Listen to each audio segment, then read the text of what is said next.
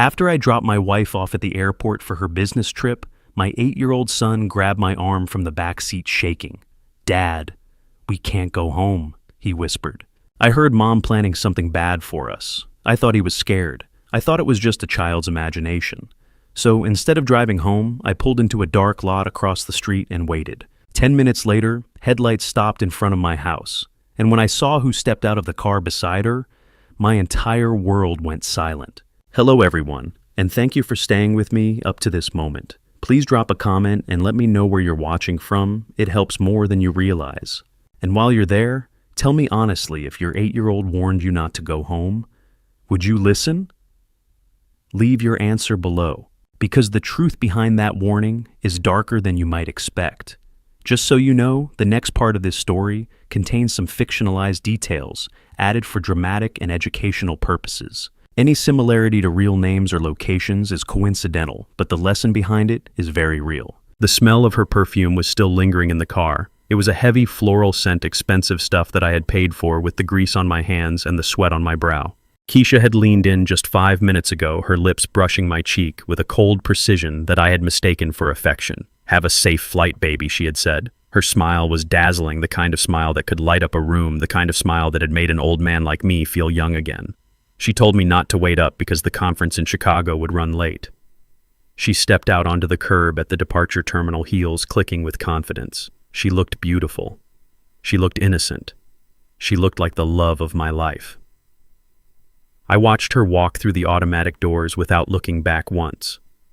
She was a woman on a mission. I put the car in drive and turned to check on my son in the back seat. "Say goodbye to Mom." "Leo," I said. But Leo did not speak. He was curled up in the far corner of the leather seat, his knees pulled up tight against his chest. He was shaking. It was not the air conditioning. It was fear, pure, raw terror radiating off his small body. "Leo," I asked, my voice softening. "What is wrong, son?" He looked up at me and his eyes were wide and wet. A child should never look like that, especially not when looking at his own mother. I merged onto the highway, heading back toward the house. The silence in the car was heavy. Usually Leo would be talking about his video games or asking for ice cream, but today he was silent as a tomb. "Dad," he finally whispered. His voice was barely audible over the hum of the engine. "Dad, please." I looked in the rearview mirror again. "What is it, son? Are you feeling sick?" Leo unbuckled his seatbelt.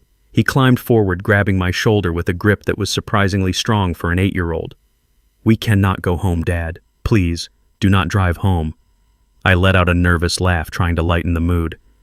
"What are you talking about, Leo? It is pizza night. Just you and me." "No," Leo screamed. It was not a tantrum. It was a desperate plea for survival. "Mom is not in Chicago." She lied. I frowned, my hands tightening on the steering wheel. "Leo, stop it. You saw her go into the airport." "I heard her," he said, and tears began to stream down his face fast and hot. "I heard her on the phone in the bathroom this morning. She had the shower running really loud, but I heard her." I pulled the car over to the shoulder of the highway. The hazard lights clicked rhythmically in the silence. Click, click, click. I turned around to face him. "What did you hear, Leo? Tell me exactly what you heard." He took a deep breath, shuddering as he tried to get the words out. She said, "Tonight is the last night for the old man. She said the medicine has soaked in enough. She said his heart will just stop, and it will look like an accident." The world seemed to stop spinning. The cars rushing past us on the highway became a blur. Medicine. I touched my chest instinctively. For weeks I had been feeling dizzy. My vision would blur in the afternoons. I was tired all the time. Keisha's doctor, the one she insisted I see instead of my old friend Vance, had told me it was just age. He said it was stress. He gave me vitamins. Keisha gave me a glass of warm milk every single night. "For your bones, baby," she would say. "For your heart." My blood ran cold. My hands gripped the steering wheel until my knuckles turned white and my joints ached. My son was not a liar. Leo was smart. Too smart for his age. He observed things. Who was she talking to, I asked. My voice sounded strange to my own ears, hollow and distant, like I was speaking from underwater. Leo looked down at his shoes. She called him H. She said, "H, bring the gun just in case the poison does not finish him." "H, There was only one H in our lives. Hunter, my son-in-law, my daughter Tasha's husband, the man who sat at my table every Sunday, the man who shook my hand and called me sir, the man who I had loaned $50,000 to just last month for his failing business. I did not turn the car around. I did not drive to the police station. Not yet. I needed to see it. I needed to know it was real before I destroyed everything. I drove past our subdivision and pulled into an old abandoned lot across the street from my house. It was overgrown with weeds and shadows, perfect for watching without being seen. I killed the engine. I killed the lights. "Stay down, Leo," I whispered. "Cover yourself with this blanket. Do not make a sound." We waited. The minutes ticked by like hours. My phone buzzed in my pocket. It was a text from Keisha. "Landed safely. Miss you already. Don't forget to drink your milk." I stared at the screen. The lie was so casual, so easy for her. Then I saw it. Headlights cutting through the darkness. A black SUV. It did not pull into the driveway. It stopped right in front of the curb. My house. The house I bought with sweat and grease and smart investments over 40 years. The passenger door opened. A woman stepped out. She was not in Chicago. She was wearing the same dress she wore to the airport. Keisha. She did not have her luggage. She had a key in her hand. The driver got out. Tall. Blonde hair. Hunter. He walked up to my wife. My wife. And he kissed her. It was not a friendly kiss. It was hungry. It was possessive. Right there on my front lawn under the street lamp I paid taxes for. I felt a fire in my gut, a rage I had not felt since I was in the service 40 years ago. They walked to the front door. They didn't know the house was empty. They thought I was inside, asleep, dying from the poison she had been feeding me. Dad, Leo whispered from the floorboard, "Are they going to hurt us?" I looked at my house. I looked at the monsters walking into it. "No, son," I said. "They are not going to hurt us. They made a mistake. They thought Bernie Jefferson was just a tired old mechanic. They forgot that before I fixed cars, I fixed problems." I reached under the seat. My fingers brushed the cold steel of the tire iron. Then I stopped. No, that was too easy, too quick. They wanted my money, they wanted my life. I would give them neither. I started the car and left the lights off, rolling away into the darkness. If they wanted a war, I would give them a war. I sat in the darkness of that abandoned lot with the engine ticking as it cooled down. My hands were still shaking on the steering wheel. The night was heavy and silent around us. Across the street, my house stood like a beacon. It was the home I had built with 40 years of sweat and grease and long hours at the shop. It was supposed to be my sanctuary. Now it looked like a stage set for a tragedy. The streetlights cast long orange shadows on the pavement. I watched the black SUV parked right at my curb. It was aggressive. It was an invasion. The passenger door opened first. Keisha stepped out. She looked around the neighborhood. She was not checking for safety. She was checking for witnesses. She moved with a confidence that made my stomach turn. She was wearing that red dress I bought her for our anniversary, the one she said she was saving for a special occasion. Apparently, plotting my murder was special enough. Then the driver's door opened. A tall figure emerged. "Hello, everyone, and thank you for staying with me up to this moment. Please drop a comment and let me know where you're watching from. It helps more than you realize. And while you're there, tell me honestly, if your 8-year-old warned you not to go home, would you listen? Leave your answer below, because the truth behind that warning is darker than you might expect. Just so you know, the next part of this story contains some fictionalized details added for dramatic and educational purposes. Any similarity to real names or locations is coincidental, but the lesson behind it is very real. Even in the dim light, I knew that walk. I knew that arrogant stride. Hunter, my son-in-law, the man who called me Pops every Sunday dinner, the man who shook my hand and looked me in the eye while secretly plotting to end me. He walked around the hood of the car. He didn't look like a man visiting his in-laws to check on the house. He looked like a man claiming his prize. He walked right up to my wife, my Keisha. He grabbed her by the waist with a familiarity that made bile rise in my throat. He pulled her close. They kissed. It was not a quick peck. It was a deep, passionate kiss right there on my front lawn under the oak tree I planted when Tasha was born.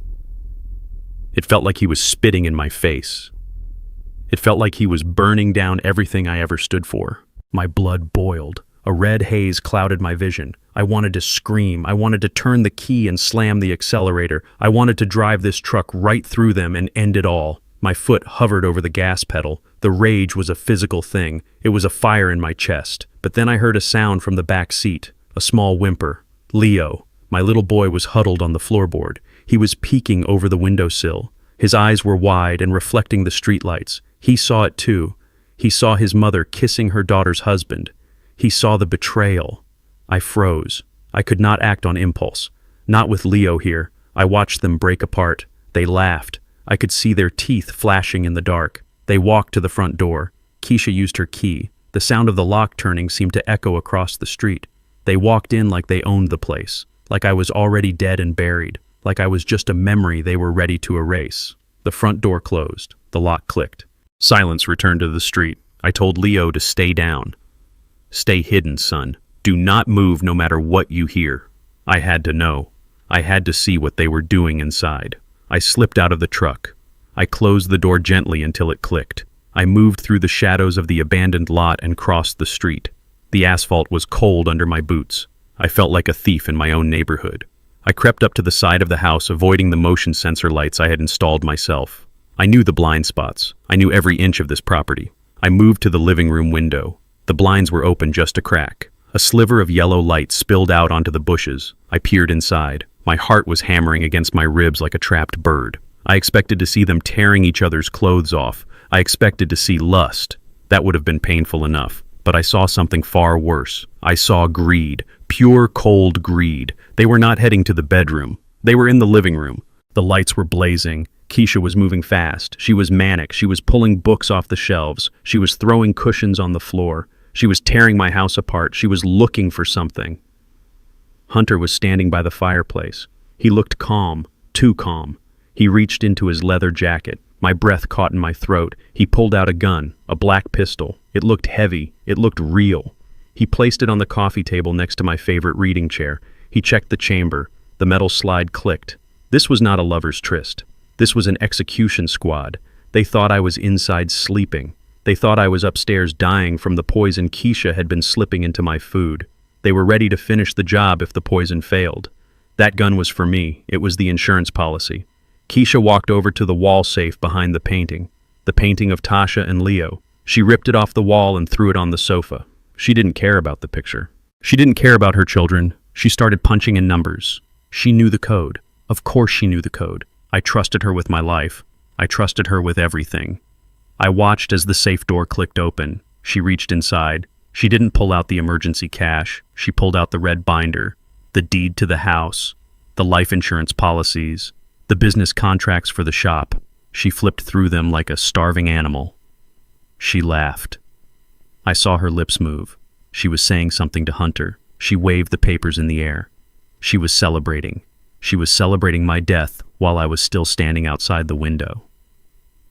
Hunter picked up the gun again. He pointed it at the ceiling. He was practicing. He was visualizing killing me. He aimed at the stairs. He aimed at where my bedroom door would be. His face was a mask of cruelty. This was the man my daughter Tasha loved. This was the man I welcomed into my family. I felt a wave of dizziness hit me. The poison. It was in my system. The stress was making it worse. My vision blurred for a second. I had to steady myself against the brick wall. I looked at them one last time. The monsters in my living room. They were drinking my wine. They were counting my assets. They were waiting for me to die. My hand went to my pocket. I had a pocket knife, a small thing, useful for cutting boxes at the shop, useless against a 9mm pistol. I looked back at my truck where the tire iron lay under the seat. I calculated the distance. I could run back. I could get the iron. I could smash the window. I could rush inside. I could try to take him down before he fired. I was a soldier once. Vietnam. I knew how to fight. I knew how to kill. But I was 68 years old. My body was filled with arsenic. My hands were not steady. My reflexes were gone. And he had a gun. He was young. He was strong. If I missed, if I stumbled, I would be dead. And Leo. My God, Leo. If I died right there on the living room rug, Leo would be alone. He would be sitting in that truck waiting for a father who would never come back. He would be left with these monsters. They would find him. And I knew with a terrifying certainty that they would not let a witness survive. The thought crashed into me like a wave of ice water. I could not die tonight. I had to live. Not for me. For him. I had to swallow my rage. I had to swallow my pride. I took a step back, then another. I retreated into the darkness. It was the hardest thing I ever did, walking away while they ransacked my home, walking away while another man held a gun in my living room. I crossed the street. I got back into the truck. Leo was sitting up. His face was wet with tears. He was shaking so hard his teeth chattered. He looked at me. He didn't ask what I saw. He knew. He saw my face. He saw the defeat and the rage warring in my eyes. He saw that his father was afraid. I started the engine. I kept the lights off. I released the parking brake and let the truck roll down the street slowly, like a ghost, like a shadow. I didn't turn the headlights on until we were 2 blocks away. I looked in the rearview mirror one last time. My house was glowing with warm light in the distance. It looked inviting. It looked like home. But it was a trap. It was a coffin waiting to be nailed shut. I turned onto the main road. I drove away from the life I built. I drove away from the woman I loved for 10 years. I drove away from the daughter who married a monster. The city lights blurred past us. I felt a single tear roll down my cheek. It was hot and angry. Leo sniffled in the back seat. "Dad, where are we going?" His voice broke my heart. It was so small, so fragile. I gripped the wheel until my knuckles turned white. I did not know where we were going. I had no plan. I had no clothes. I had a son and a truck and a body full of poison. But I had one thing they didn't know about. I had the truth. I looked at Leo in the mirror. I forced my voice to be steady. "We are going to a safe place, son. We are going to get help, and then we are going to make them pay." I reached back and squeezed his knee. "We are going to war, son, but first we need to survive the night." I pressed the gas pedal and drove into the darkness, leaving my old life behind forever. I pulled the truck up to the valet stand of the Obsidian Hotel. It was a fortress of glass and steel rising high above the city skyline, a place for diplomats and ghosts, people who wanted to disappear in luxury. The valet, a young man in a crisp white uniform, looked at my battered Ford pickup with a sneer. He looked at my grease-stained shirt and my work boots and started to wave me away. He thought I was a delivery driver or a lost old man. I did not say a word. I simply reached into my wallet and pulled out a card. It was not a credit card. It was a thick piece of black titanium with no numbers on the front, only a small gold chip and a signature. It was an invite-only membership card given to the city's top 1%. I had not used it in 15 years. I held it out the window. The valet's eyes went wide. His sneer vanished, instantly replaced by a look of terrified respect. He bowed slightly and opened my door. "Welcome back, Mr. Jefferson," he stammered. I carried Leo through the lobby. He was a dead weight in my arms, exhausted from the terror of the night. The marble floors reflected the crystal chandeliers overhead. The air smelled of white tea and money. It was a smell I had tried to forget. For 40 years I had played the part of Bernie the mechanic. I lived in a modest house. I drove a modest truck. I fixed carburetors and changed oil. I wanted a simple life. I wanted to be loved for me, not for my empire. But walking through that lobby, I felt the old Bernie waking up. The man who built Jefferson Logistics from a single van into a national fleet. The man who negotiated with unions and crushed competitors. That man was not nice. That man was dangerous. And right now, I needed him. We reached the penthouse suite. I laid Leo on the king-sized bed. He looked so small in the middle of the high thread count sheets. I brushed the hair off his forehead. He was safe here. This hotel had security that rivaled the White House. No one got up this elevator without a key card that cost more than my house. I went into the bathroom and splashed cold water on my face. I looked in the mirror. The face staring back was gray. My eyes were bloodshot. My hands were trembling. I looked like a dying man. And I knew I was. I reached into the lining of my old leather jacket. I ripped the stitching with my pocket knife and pulled out a satellite phone. It was heavy and outdated, but it was secure. I dialed a number I had not called in a decade. It rang once. A gruff voice answered. "Status." I did not waste time with pleasantries. I need a medical team at the Obsidian, Penthouse Suite, A, Protocol 7, and Vance. I need you personally. There was a pause on the other end. The voice lost its robotic tone. Bernie. Is that you? It was Dr. Vance, my oldest friend. We served in the same unit overseas. He went to med school. I went into business. We both buried secrets. I am sick, Vance. I said, my voice raspy. I think I am being poisoned. Get here now. Bring the toxicology kit. And bring the chelation meds. I hung up. I gripped the edge of the sink. The room was spinning. The nausea was a constant wave crashing against my ribs. I had to stay awake. I had to stay alive for Leo. Vance arrived in 20 minutes. He did not come through the lobby. He used the service elevator, the one used for VIPs who did not want to be seen. He looked older. His hair was white now, but his eyes were sharp. He carried a large black medical case. He took one look at me and his jaw tightened. He did not ask how I was. He could see it. He set up a mobile lab on the dining table. He moved with the efficiency of a combat medic. He hooked me up to a heart monitor. The beeping was erratic. My heart was struggling. He drew blood, vial after vial of dark red fluid. He took a sample of my hair. He worked in silence. He put the blood into a portable analyzer. The machine whirred and clicked in the quiet room. I sat in a chair watching Leo sleep. I prayed he would not wake up and see his father hooked up to wires and tubes. The machine beeped loud and sharp. A small printout slid from the side. Vance ripped it off. He read it once, then he read it again. He looked at me and his face was pale with rage. Arsenic, he said. His voice was low, but it carried the weight of a judge passing a sentence. High levels, Bernie. Chronic exposure. You have been ingesting this for months. A low dose. Just enough to make you weak. Just enough to mimic heart failure. A few more days, maybe a week, and your heart would have simply stopped. I closed my eyes. The truth hit me harder than the pavement would have. Arsenic. Tasteless. Odorless. Invisible. How? How did she do it? Then the memory washed over me. Every night at 10 o'clock. Like clockwork. Keisha would walk into the living room. She would be wearing her silk robe, the blue one that made her skin glow. She would have a warm glass of milk in her hands. She would sprinkle nutmeg on top. She said it was for my bones. She said it was for my heart. She would sit on the arm of my chair and run her fingers through my gray hair. Drink it all up, baby, she would say. Her voice was so sweet, so caring.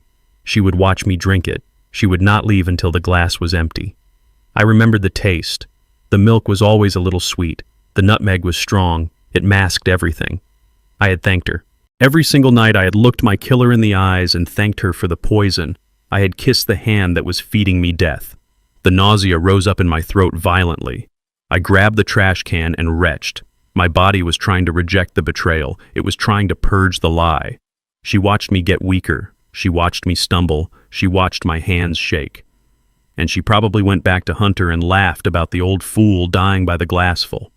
Vance put a hand on my shoulder. We need to get you to a hospital, Bernie. You need dialysis. You need monitored chelation. This is critical. I wiped my mouth and looked up at him. No hospitals. If I go to a hospital, there is a record. If there is a record, she knows I am alive. She knows she failed. I need her to think she won. I need her to think I am dead or dying in a ditch somewhere. Treat me here, Vance. Give me the pills. Give me the shots. Do whatever you have to do, but I am not leaving this room, he argued. He told me it was risky. He told me I could have a seizure, but he saw the look in my eyes. It was the same look I had 40 years ago in the jungle. The look of a man who had nothing left to lose. He sighed and opened his case. He mixed a solution. He gave me injections. He gave me charcoal pills. He set up an IV drip. You need to rest, he said. Your body is fighting a war. I am fighting a war, I corrected him. My body is just the battlefield. Vance stayed for an hour monitoring my vitals until they stabilized. He left me with strict instructions and a bag of supplies. I locked the door behind him. I felt the medicine working. Or maybe it was the hate. The hate was a powerful fuel. It burned cleaner than gasoline.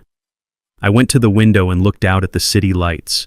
Somewhere out there, Keisha and Hunter were celebrating. They were probably in my bed right now. They were probably toasting to their victory with my vintage wine. They thought the game was over. They had no idea the game had just begun. I picked up the satellite phone again. I dialed another number. This one belonged to a ghost, a man who operated in the shadows. It rang 3 times. A voice answered. Smooth, dangerous, cultured, Jefferson. I haven't heard from you since the Teamsters tried to burn down your warehouse in '98. It was Dante, the best private investigator in the state, the man you called when the police were too slow or too corrupt, the man you called when you wanted a problem to disappear. I have a job for you, Dante, I said. My voice was steady. The weakness was gone. The mechanic was dead. The tycoon was back. I need eyes on my house. 42 Oak Street. 2 targets, 1 female, 1 male. They are inside right now. I want to know every move they make. I want to know what they eat. I want to know who they call. I want to know when they sleep. Do not intervene. Just watch. And Dante, I added, my voice dropping to a growl, dig deep. I want to know everything about Hunter. I want to know his debts, his vices, his past. I want to know where the bodies are buried. Because I am going to bury him. Dante chuckled. A dry sound like dry leaves scraping pavement. Sounds like you are planning a funeral, Bernie. I am, I said, but not mine. I want you to tap the phones. I want cameras in the vents. I want to hear them breathing. Can you do it? Consider it done, Dante said. I will have a feed set up for you in an hour. Welcome back to the game, Bernie. I hung up the phone. I stood there in the dark suite. The IV drip was cold in my vein.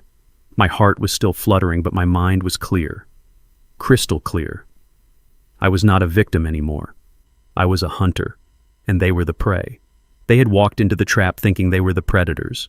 They had no idea that the old lion they tried to poison still had claws. I walked back to the bed and lay down next to Leo. I listened to his breathing, in and out, steady. I put my hand on his small back. I swore on my life that I would protect him. I would burn the world down to keep him safe. And tomorrow I would light the match. The sun was barely up over the city skyline, but my phone was already screaming on the bedside table. I looked at the caller ID through eyes that felt like they were filled with sand. It was Tasha, my daughter, my firstborn, the girl I raised alone for 10 years before Keisha came into the picture. I hesitated before answering. I looked at the live feed on Dante's tablet, which was propped up against the fruit bowl. On the screen I could see the interior of my own living room. It was empty now, but I knew where the occupants were. Hunter and Keisha were upstairs in my bed, sleeping off a night of looting my safe and celebrating my impending death. I swiped the green button and put the phone to my ear. Dad Tasha's voice was high and tight. It was the voice she used when she was a teenager and had crashed the car. Panic and desperation wrapped in a thin layer of hope. I am so glad you answered. I tried calling Keisha, but she is not picking up. Of course she wasn't picking up. She was busy betraying us both. I kept my voice raspy and weak, playing the part of the dying old man they wanted me to be. I am here, sweetheart, I said. What is wrong? She took a ragged breath. It is Hunter, Dad. He is in terrible trouble. He called me from Dallas just now. His business deal fell through. The investors pulled out at the last second. He needs $50,000 by noon or he is going to lose everything. He says the suppliers are threatening to sue him. He sounded so scared, Dad. I have never heard him like this. I closed my eyes and gripped the edge of the nightstand until the wood creaked. Dallas. Hunter was not in Dallas. Hunter was 5 miles away in my house, probably drooling on my pillow. The audacity of the lie was breathtaking. He was not just a murderer, he was lazy. He could not even be bothered to leave town to make his alibi credible. He was calling his wife from his mistress's bed, begging for money that he would likely spend on jewelry for that same mistress, and my daughter believed him. She swallowed the lie hook, line, and sinker. I need you to help us, Dad, she pleaded. I know it is a lot. I know we already owe you. But Hunter swore this is the last time. He said once this deal goes through, we will be set for life. He promised me, Dad, please, I cannot let him lose his company. It is his dream. I listened to her begging for the man who was currently plotting to kill me. I felt a surge of anger, but it was not directed at her. It was directed at myself. I had failed her. I had raised her to be kind and trusting. I had raised her to stand by her husband no matter what. I had made her the perfect victim for a predator like Hunter. He had isolated her. He had gaslighted her. He had turned my strong, independent girl into a nervous wreck who functioned only to service his greed. I forced the anger down. I needed to know the truth. I needed to know if she was part of the plan or just a pawn. I cleared my throat. Tasha, listen to me. I cannot transfer that kind of money over the phone. You know the bank protocols. If you want the money, you need to come see me. I am not at the house. I am at the Obsidian Hotel downtown. Meet me in the business center in 1 hour. There was a pause. Why are you at a hotel, Dad? Is everything okay? I coughed a dry, rattling sound that was not entirely fake. I just needed to be closer to the city for a meeting, honey. Just come. And Tasha, come alone. Do not tell Hunter you are meeting me. I want to surprise him with the check. Okay, Dad, she said, her voice filled with relief. Thank you. You are saving his life. I hung up the phone. Saving his life. That was the irony of the century. I was about to hand him the shovel he would use to dig his own grave. I showered and dressed in a fresh suit that Vance had brought me. I looked in the mirror. The color was coming back to my face, but I still looked gaunt. Good. That would help with the test. I went down to the business center, a quiet room lined with mahogany and leather. I sat at the head of the long conference table and waited. 10 minutes later, Tasha walked in. She looked terrible. She was thin, too thin. Her eyes were shadowed with dark circles and her hands were twitching at her sides. She wore a simple dress that looked old. Hunter drove a Porsche and wore Italian suits, but his wife looked like she shopped at a thrift store. That alone told me everything I needed to know about their marriage. She rushed over and hugged me. She smelled like anxiety and cheap soap. Dad, you look tired, she said, pulling back to look at me. Are you okay? I gestured for her to sit. I sat heavily opposite her, letting my shoulders slump. Tasha, I need to talk to you about something serious. It is not just about the money. It is about the future. She froze her hands, gripping her purse. What is it, Dad? You are scaring me. I leaned forward and lowered my voice. I went to the doctor yesterday, Tasha. The news was not good. My heart is failing. They do not think I have much time left. Maybe a few weeks, maybe days. Her face went white. No, she whispered. No, that is impossible. You are strong. You are always strong. I shook my head slowly. We all run out of gas eventually, sweetheart. But that is not why I called you here. Since I am dying, I need to make sure my affairs are in order. I have decided to sign over power of attorney to Keisha. I am going to give her full control of the estate, the company, and the accounts. She is smart. She knows how to handle money. I think it is best if she manages your inheritance for you. I watched her face closely. This was the test. If she was conspiring with them, she would be relieved. She would encourage it. She would want the path of least resistance to the money. But that is not what happened. Tasha's eyes went wide with pure panic. She stood up so fast her chair tipped over backward. No, Dad, she cried. You cannot do that. You cannot give everything to Keisha. Why not? I asked, keeping my voice calm. She is my wife. She loves us. Tasha began to pace the small room, wringing her hands. She does not love us, Dad. She tolerates us. And Hunter says she is dangerous. He says she is greedy. He told me that if you ever died, we would have to fight her for every penny. He said we need to secure the assets now before she gets her claws into them. I sat back, steeping my fingers. So Hunter is worried about the money, not about me. Tasha stopped pacing. She looked at me and for a second the veil lifted. She looked ashamed. No, Dad. He is worried about us, about our future. He says you are too old to manage the business anyway. He says Keisha is manipulating you. He told me that I needed to get you to sign the business over to him. He said he is the only one who can save Jefferson Logistics. She covered her mouth as if she had said too much, but the dam had broken. Tears spilled down her cheeks. I am sorry, Dad. I did not mean to say that. He just puts so much pressure on me. He yells at me if I do not bring home enough money. He says I am useless. He says I am a disappointment to you. He says if I do not get this $50,000, he is going to leave me. She collapsed into the chair, sobbing into her hands. The sound was raw and painful. It was the sound of a woman who had been broken down piece by piece for years. I looked at my daughter and I saw the truth. She was not a villain. She was a hostage. Hunter had turned her against Keisha not because he hated Keisha, but to create division, to keep Tasha focused on the wrong enemy. Meanwhile, he was sleeping with the very woman he told his wife to fear. It was a masterclass in manipulation. I stood up and walked over to her. I put my hand on her shoulder. She flinched. That flinch told me more than 1,000 words ever could. He was hurting her. Maybe not always with his fists, but he was hurting her. My rage flared again, hot and white, but I pushed it down. I needed a clear head. "Tasha, look at me," I said firmly. She looked up, her face streaked with mascara. "I am not going to give the money to Keisha," I said, "and I am not going to die, not anytime soon." "I lied to you, Tasha. I needed to see something, and I saw it."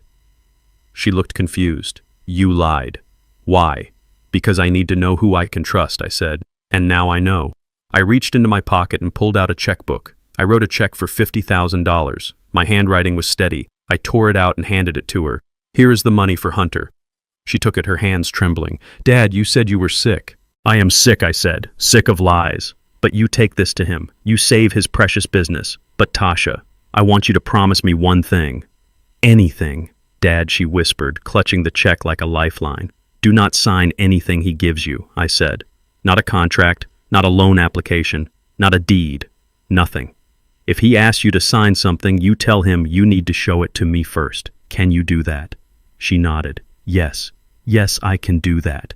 And Tasha," I added, my voice hardening, "if he ever touches you again, if he ever raises his voice at you, you come to me. Do you understand? You come straight to me." She nodded again, wiping her eyes. "I have to go, Dad. He is waiting for the wire transfer. I have to get to the bank." "Go on," I said. I watched her leave the room. She walked fast, head down, shoulders hunched. She looked like a woman running from a fire. I sat back down in the leather chair. I felt old, older than my 68 years. My daughter was sleeping with a viper and she didn't even know he had fangs. But she was innocent. She was foolish and weak, but she was innocent. She had passed the test. Now I had to save her. And the only way to save her was to destroy the man she loved. I picked up the tablet again. On the screen, I saw Hunter in my kitchen. He was eating a sandwich. He was wearing my bathrobe. He looked relaxed. He looked like a king in his castle. He had no idea that the check his wife was bringing him was not a lifeline. It was bait. I was going to let him think he had won. I was going to let him get comfortable. I was going to let him think he had successfully drained the old man dry. And then, when he least expected it, I was going to reveal the monster under his skin. I was going to make Tasha see him for what he really was. Not a businessman, not a husband, but a thief and a cheater who was sleeping with her stepmother. It would break her heart. I knew that. It would crush her. But a broken heart can heal. A life destroyed by a man like Hunter never recovers. I dialed Dante's number. "The check is on the way," I said. "Track it. I want to know exactly where that money goes. I want to know which account he deposits it in. I want to know who he pays." Dante laughed. "You think he is paying debts, Bernie." "I know he is not paying debts," I said. "He is paying for a getaway. He is paying for paradise. Let him book the tickets, Dante. Let him pack his bags. Let him think he is flying away. Because when he gets to the gate, I want to be the one to cancel his flight." I hung up and looked at the screen one last time. Hunter was laughing at something on his phone. "Enjoy it, son," I whispered to the empty room. "Enjoy my house. Enjoy my robe. Enjoy my money. Because it is the last time you will ever taste the good life. The clock is ticking, and your time is almost up." I sat in the high-back leather chair of the hotel suite watching the data stream on the tablet Dante had set up. The screen showed a GPS map of the city. 2 red dots were moving slowly down Michigan Avenue. The Magnificent Mile. The playground for the rich and the careless. Hunter and Keisha were not hiding. They were not mourning the husband and father-in-law who had vanished into the night. They were celebrating. I saw the credit card alerts start to pop up on my phone like popcorn in a hot pan. A $500 lunch at a steakhouse. A $2,000 charge at a designer luggage store. They were buying new bags to pack for the trip they were planning with my money. I switched the feed to the security cameras Dante had hacked. The image was grainy, but clear enough. I saw them walking into a high-end jewelry store. The kind of place where they offer you champagne before you even look at a price tag. Hunter was strutting. He walked with his chest puffed out like a rooster in a hen house. He was wearing one of my vintage watches. I recognized the gold band glinting under the store lights. He had taken it from my dresser while I was gone. He was wearing a dead man's time on his wrist. Keisha was clinging to his arm. She was wearing sunglasses indoors, trying to look like a celebrity. She pointed at a display case. The clerk, a young woman with white gloves, unlocked the glass. She pulled out a ring, a diamond solitaire. It was huge, vulgar. It probably cost more than the first house I ever bought. Hunter took it and slid it onto Keisha's finger. She held her hand up to the light, admiring the sparkle. She kissed him. Right there in the middle of the store. She kissed the man who was helping her kill her husband while spending her husband's money to buy an engagement ring for her new life. The arrogance was suffocating. They truly believed they had won. They thought I was a senile old fool who had wandered off to die in the woods, leaving the kingdom unguarded. They thought the credit limit was infinite, and the consequences were non-existent. I watched Hunter pull out his wallet. He produced the black card, the supplementary American Express I had given him 2 years ago when he said he needed help with business expenses. He held it between 2 fingers, casually flipping it onto the glass counter. He didn't even ask the price. He just nodded at the clerk like a king dismissing a servant. I picked up my phone. I dialed the private number for the bank's fraud department. I knew the director personally. We played poker once a month. "This is Bernard Jefferson," I said. My voice was flat and cold as iron. "Code word Phoenix. Execute immediate freeze. All accounts, all cards, all assets. Flag them as stolen. Flag them as compromised. Shut it all down, now." "Confirmed, Mr. Jefferson," the voice on the other end said. "Executing Phoenix protocol." I watched the screen. The clerk picked up the black card. She inserted it into the chip reader. She smiled at Hunter, waiting for the receipt to print. Hunter was leaning against the counter, looking bored, checking his reflection in a mirror. The machine beeped, a harsh, dissonant sound. The clerk frowned. She looked at the screen. She typed something in and tried again. Beep. Declined. Hunter's head snapped up. I could see his lips moving. He was asking what the problem was. The clerk said something apologetic. Hunter laughed, a sharp bark of disbelief. He gestured for her to try again. "Do you know who I am?" His body language screamed. "Do you know how much money is behind that card?" She swiped it this time. Beep. Declined. The manager stepped out from the back office. He was a tall man with a severe face. He whispered to the clerk. She handed him the card. The manager looked at Hunter and shook his head. He did not hand the card back. He produced a pair of silver scissors from his pocket. Hunter lunged forward, his hand slamming onto the glass. The security guard at the door took a step closer, his hand resting on his belt. Hunter froze. The manager held the black card up and snipped it in half. The plastic fell onto the counter in 2 useless pieces. Keisha grabbed Hunter's arm. Her face had gone pale beneath her makeup. She fumbled in her purse and pulled out her own card. My card, really. The one I paid off every month. She handed it to the manager with a trembling hand. He didn't even run it. He typed the number into his terminal. He looked up at her and shook his head. "Confiscate," he mouthed. He held his hand out. Keisha looked like she was going to be sick. She surrendered the card. Then the panic set in. Real, visceral panic.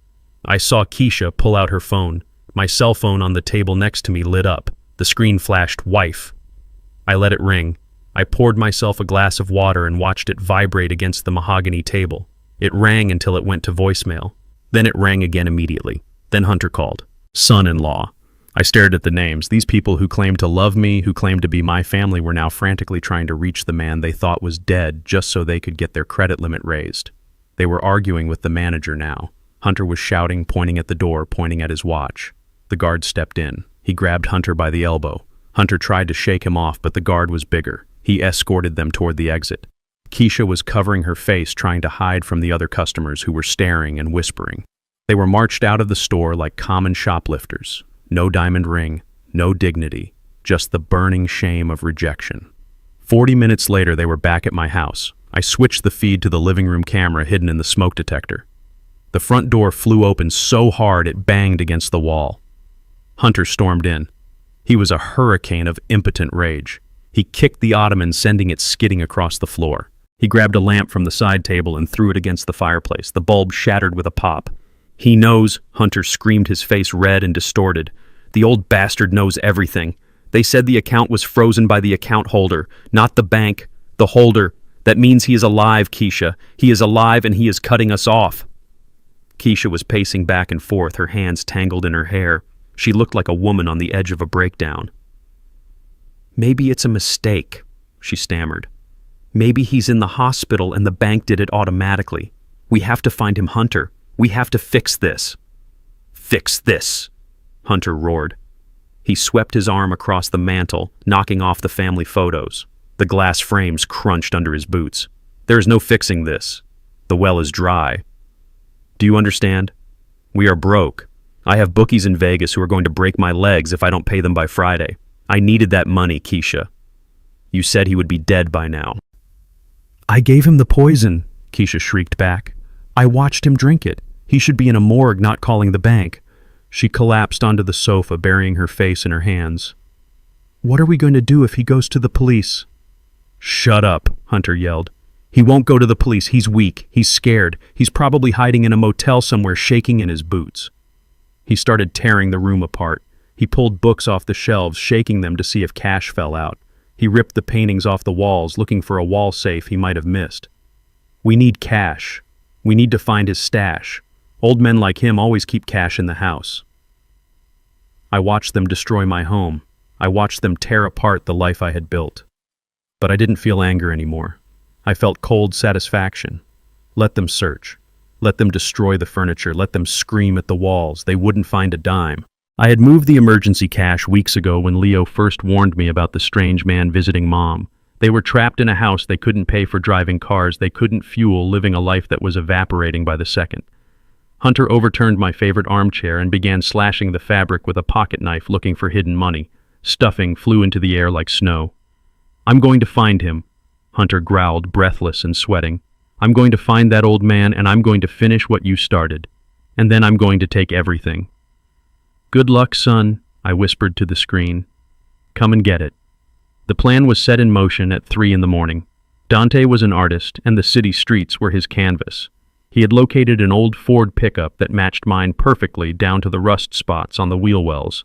He had it towed to a notorious stretch of road known as Dead Man's Curve, just outside the city limits, where the guardrail was weak and the drop was steep.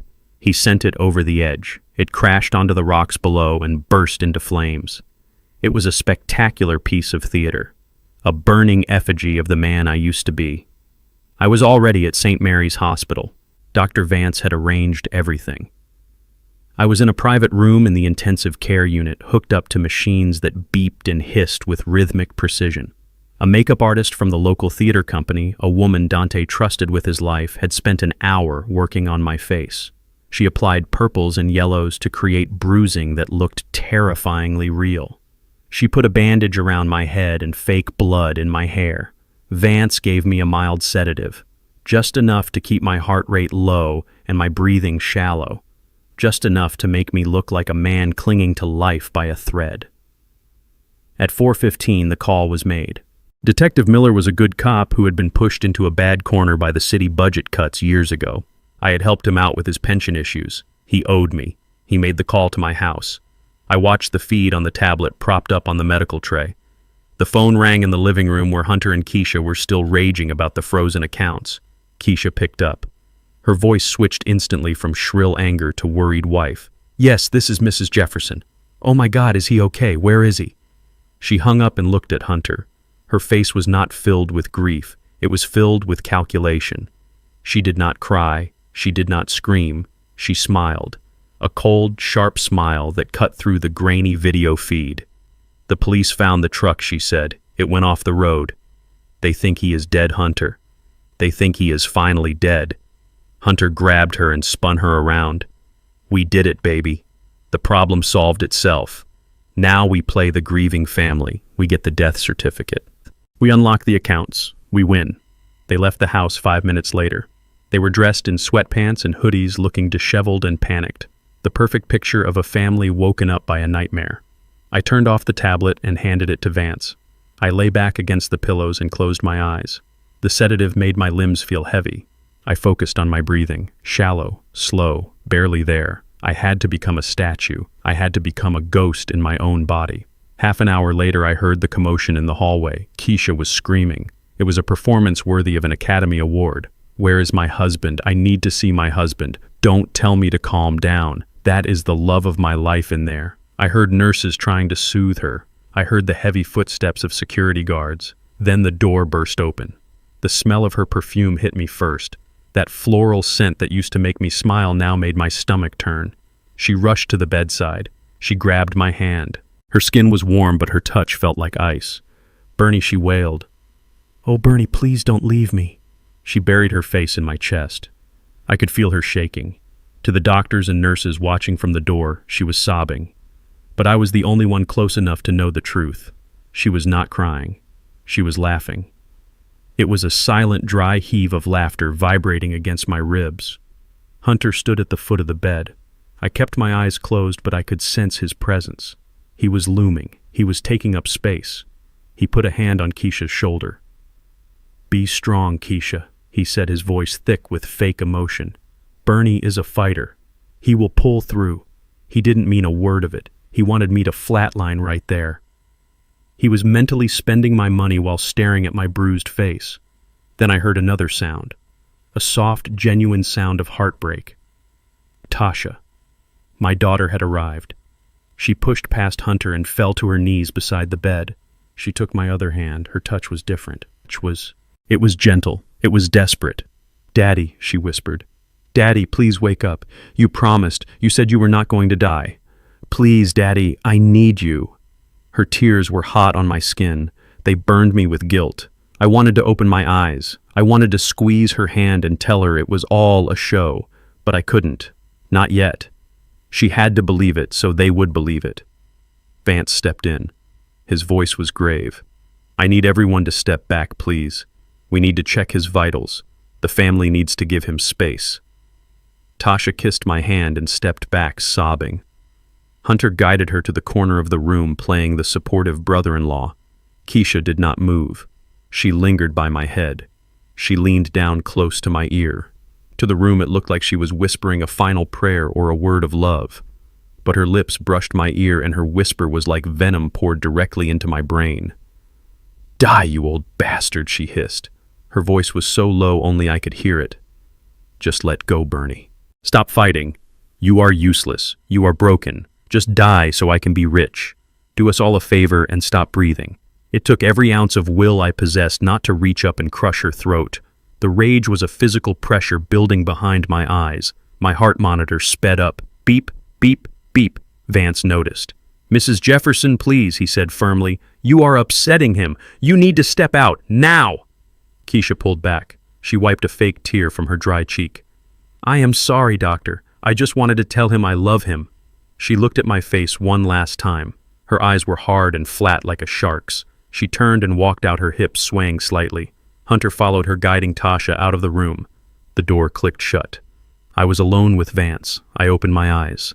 I gasped for air, feeling like I had been underwater for an hour. "Did you hear her?" I asked, my voice raspy. "Did you hear what that witch said to me?" Vance nodded. He checked the monitors. "I heard her, Bernie. And the microphones recorded every word. We have it all. But you need to stay calm. We are not done yet." We waited for an hour. We let them stew in the waiting room. We let them drink the bad hospital coffee and whisper their plans in the corner. Dante's team was listening to them out there too. They were talking about the funeral. They were talking about selling the house. They were already picking out caskets. Finally, Vance went out to get them.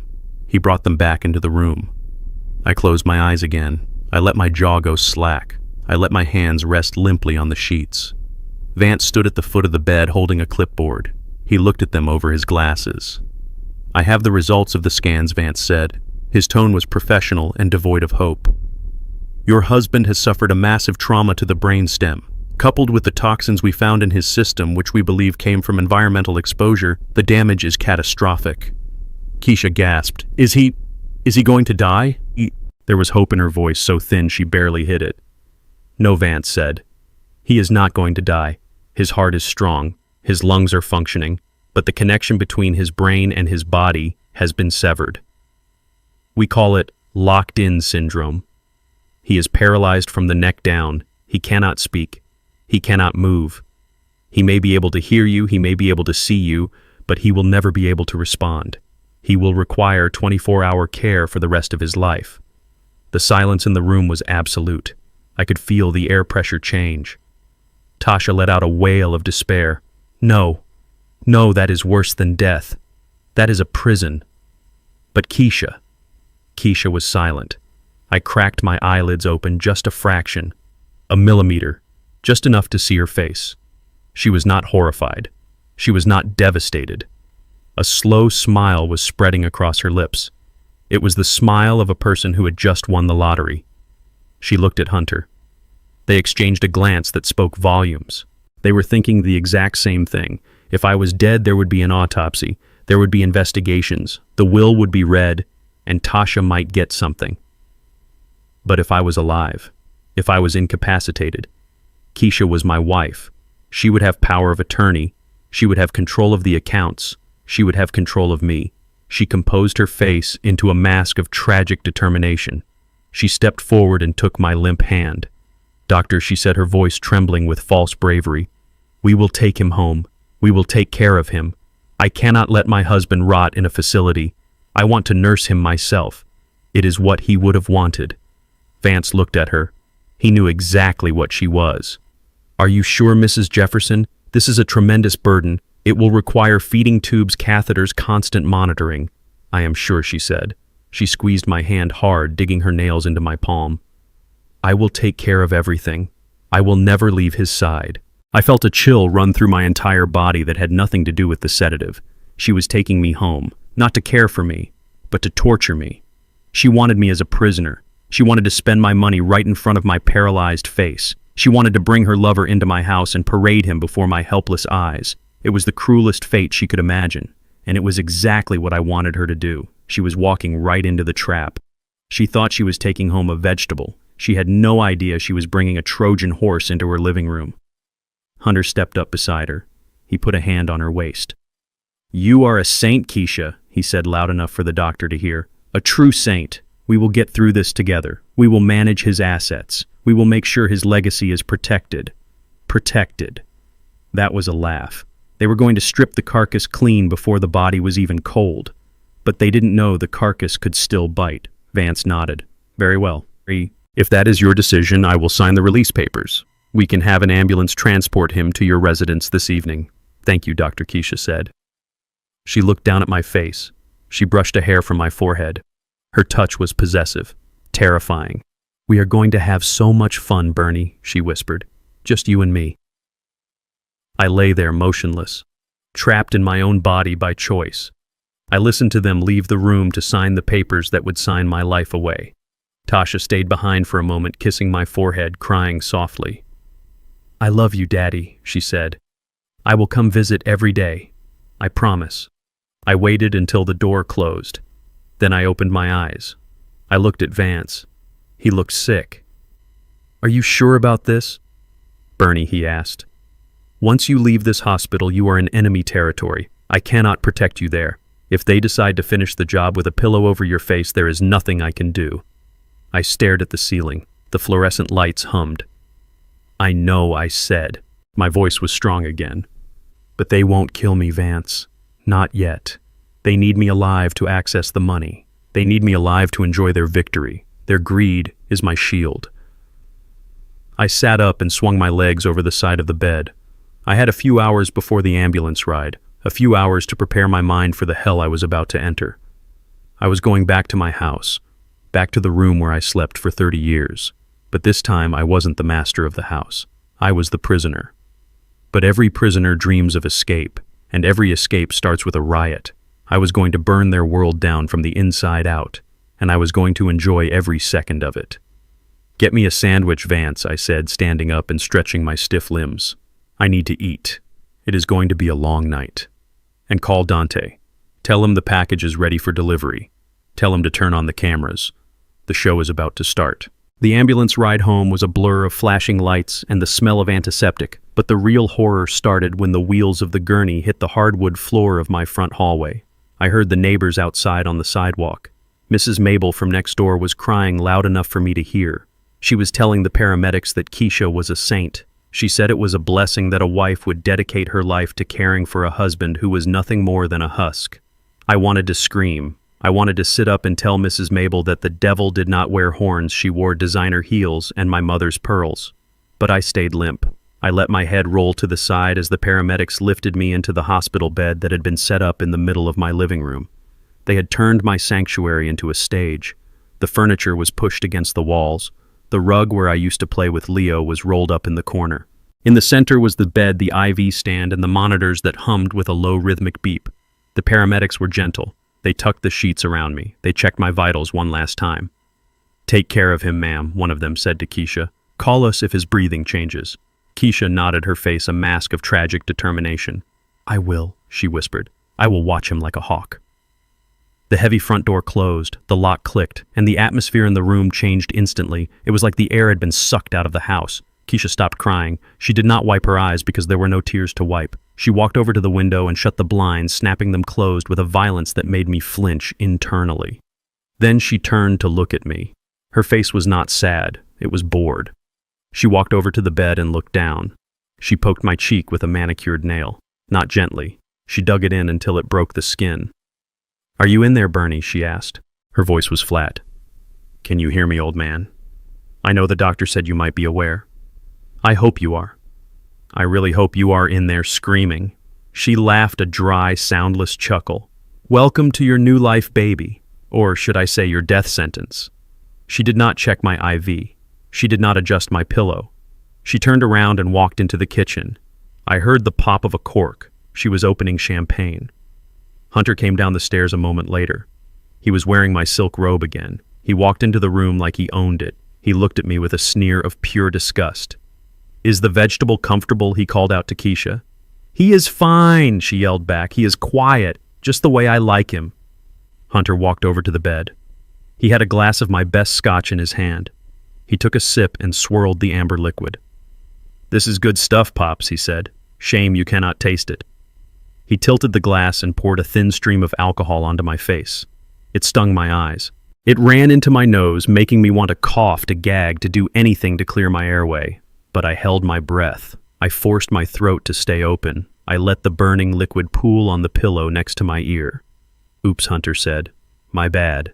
He leaned in close, his breath smelling of expensive liquor and cheap malice. "You know I always hated you," he whispered. "You walked around like you were some kind of king. Mr. Self-made man, Mr. High and Mighty. You looked at me like I was dirt. Well, look at you now. You are not a king anymore, Bernie. You are just a piece of rotting meat in a diaper." He spat on me. A thick glob of saliva landed on my forehead. It trickled down toward my eye. My hands twitched under the sheet. Every muscle in my body screamed to lunge, to grab him by the throat and squeeze until his eyes popped. The rage was a physical thing, a ball of fire in my gut that threatened to consume me. But I remembered the plan. I remembered the cameras hidden in the smoke detectors. I remembered Dante watching. I remembered the long game. I lay there and let the spit run down my face. I accepted the humiliation because it was the fuel I needed to burn them later. The days that followed were a blur of agony. They stopped feeding me real food. Keisha said it was too much work to blend things. She hooked up a bag of cheap nutrient solution to my feeding tube. Just enough to keep my heart beating. Just enough to keep me alive to sign papers when they figured out how to forge my signature perfectly. I was always thirsty. My mouth was a desert. My tongue felt like a piece of dry leather. I would hear them running water in the kitchen. I would hear the ice maker clinking, and I would pray for just one drop. They stopped changing me. The indignity of it was worse than the pain. Lying in my own filth for hours while they sat 10 feet away watching television on my 60-inch screen. They watched comedies. They laughed at sitcoms while the smell of my own waste filled the air around the bed. "God, that smells awful," Keisha would say, wrinkling her nose. "Spray some air freshener, Hunter." He would spray a cloud of chemical lavender over me, choking me with the artificial scent that mixed with the stench of neglect. But the worst torture was not the physical neglect. It was the psychological warfare. They wanted to erase me while I was still in the room. They wanted to prove that I was nothing. One evening, about 3 days in, Hunter brought Keisha into the living room. He led her to the sofa directly in my line of sight. He looked at me and winked. Then he started to undress her. I tried to close my eyes, but my eyelids felt heavy and stiff. I tried to look away, but I could not move my head. I was forced to watch. I watched the man who married my daughter put his hands on my wife. I watched them be intimate in the house I bought with my blood and sweat. They were loud, performative. They wanted me to hear every sound. They wanted me to know that I had been replaced, that I was less than a ghost. I was furniture. "Look at him," Hunter panted mid-act, pointing at me. "Look at the old cuckold. He likes it. I bet he likes watching his wife with a real man." Keisha laughed a high, cruel sound. "He never could satisfy me anyway," she said. "He was always too tired, too old. You are the only man I ever wanted, Hunter." I retreated into my mind. I built a wall, brick by brick. I went back to the days in the garage, fixing engines with grease under my fingernails. I went back to the day Tasha was born, holding her tiny hand. I went back to the sound of Leo laughing when I taught him to ride a bike. I blocked them out. I had to. If I stayed in that room with them, I would have died of a broken heart. I waited until they were done, until they went upstairs to sleep, leaving me in the dark with the smell of their betrayal hanging in the air. That is when the house became quiet. That is when the real magic happened. Around 2 a.m, I heard a soft creak on the stairs. It was a sound I knew well. It was the sound of a little boy trying not to wake his parents. Leo. He came into the living room like a shadow. He was wearing his superhero pajamas, the ones I bought him for his birthday. He looked terrified. He looked at the shape of me in the bed and hesitated. He thought I was a vegetable too. He thought his father was gone. He crept closer, his small bare feet silent on the floor. He stood by the bed and looked at my bruised face. "Dad," he whispered. It was the saddest sound I had ever heard. "Dad, are you in there?" I waited. I had to be sure no one was watching from the stairs. I listened for the creak of floorboards above. Nothing. Just the hum of the refrigerator and the distant sound of traffic. I opened my eyes. I turned my head slowly on the pillow. I looked at my son. Leo gasped. He put his hands over his mouth to stifle a scream. He took a step back. I winked. A slow, deliberate wink. His eyes went wide. "Dad," he breathed. "You are awake." I lifted my finger to my lips. "Shh," I whispered. My voice was a wreck unused for days, scratchy as sandpaper. "Do not let them hear." Leo nodded furiously, tears spilling onto his cheeks. He rushed forward and grabbed my hand. His grip was strong. It was life. It was energy. "Dad, they said you were brain dead. They said you would never wake up." "They lied, son," I whispered. "Just like they lied about Chicago. I am here. But it is a secret. Our secret. You cannot tell anyone, Leo. Not even Tasha. Not yet. It is too dangerous." He nodded, wiping his nose on his sleeve. "I promise, Dad. I promise. Are you hungry?" I nodded. "I am starving, son." He ran to the kitchen. He did not turn on the light. He opened the fridge and the pale blue light illuminated his small, focused face. He came back with a carton of orange juice and a spoon. He fed me sips of juice. It was sour and cold, and it tasted like heaven. It washed away the taste of whiskey and bile. He found a jar of peanut butter and fed me small spoonfuls. It stuck to the roof of my mouth, but it gave me strength. "Why are they doing this, Dad?" he asked, feeding me another spoon. "Why does Mom hate you?" "It is not hate, Leo," I said. "It is greed. They want the money. They want the things. They have forgotten about the people." "I hate them," he said. His voice was hard. A child should not have that much hate in his voice. "I hate them for hurting you. I want to call the police." "No," I said, gripping his hand. "Not yet. We need proof. We need to catch them when they think they have won. We are playing a game, Leo, a very long game, and we are going to win. But I need you to be my soldier. Can you do that? Can you be a spy for me?" He straightened his back. He looked like a miniature version of me 40 years ago. "Yes, sir," he said. "What do I do?" "You watch," I said. "You listen. You tell me everything they say when they think I cannot hear. And Leo, you stay safe.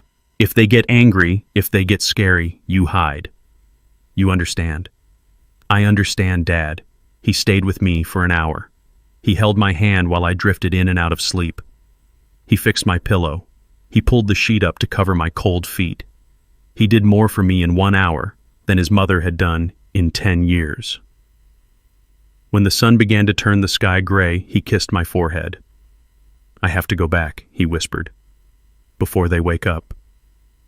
"Go, son," I said. "I love you." "I love you too, Dad." He crept back upstairs. I watched him go. The pain in my body was still there. The thirst was coming back.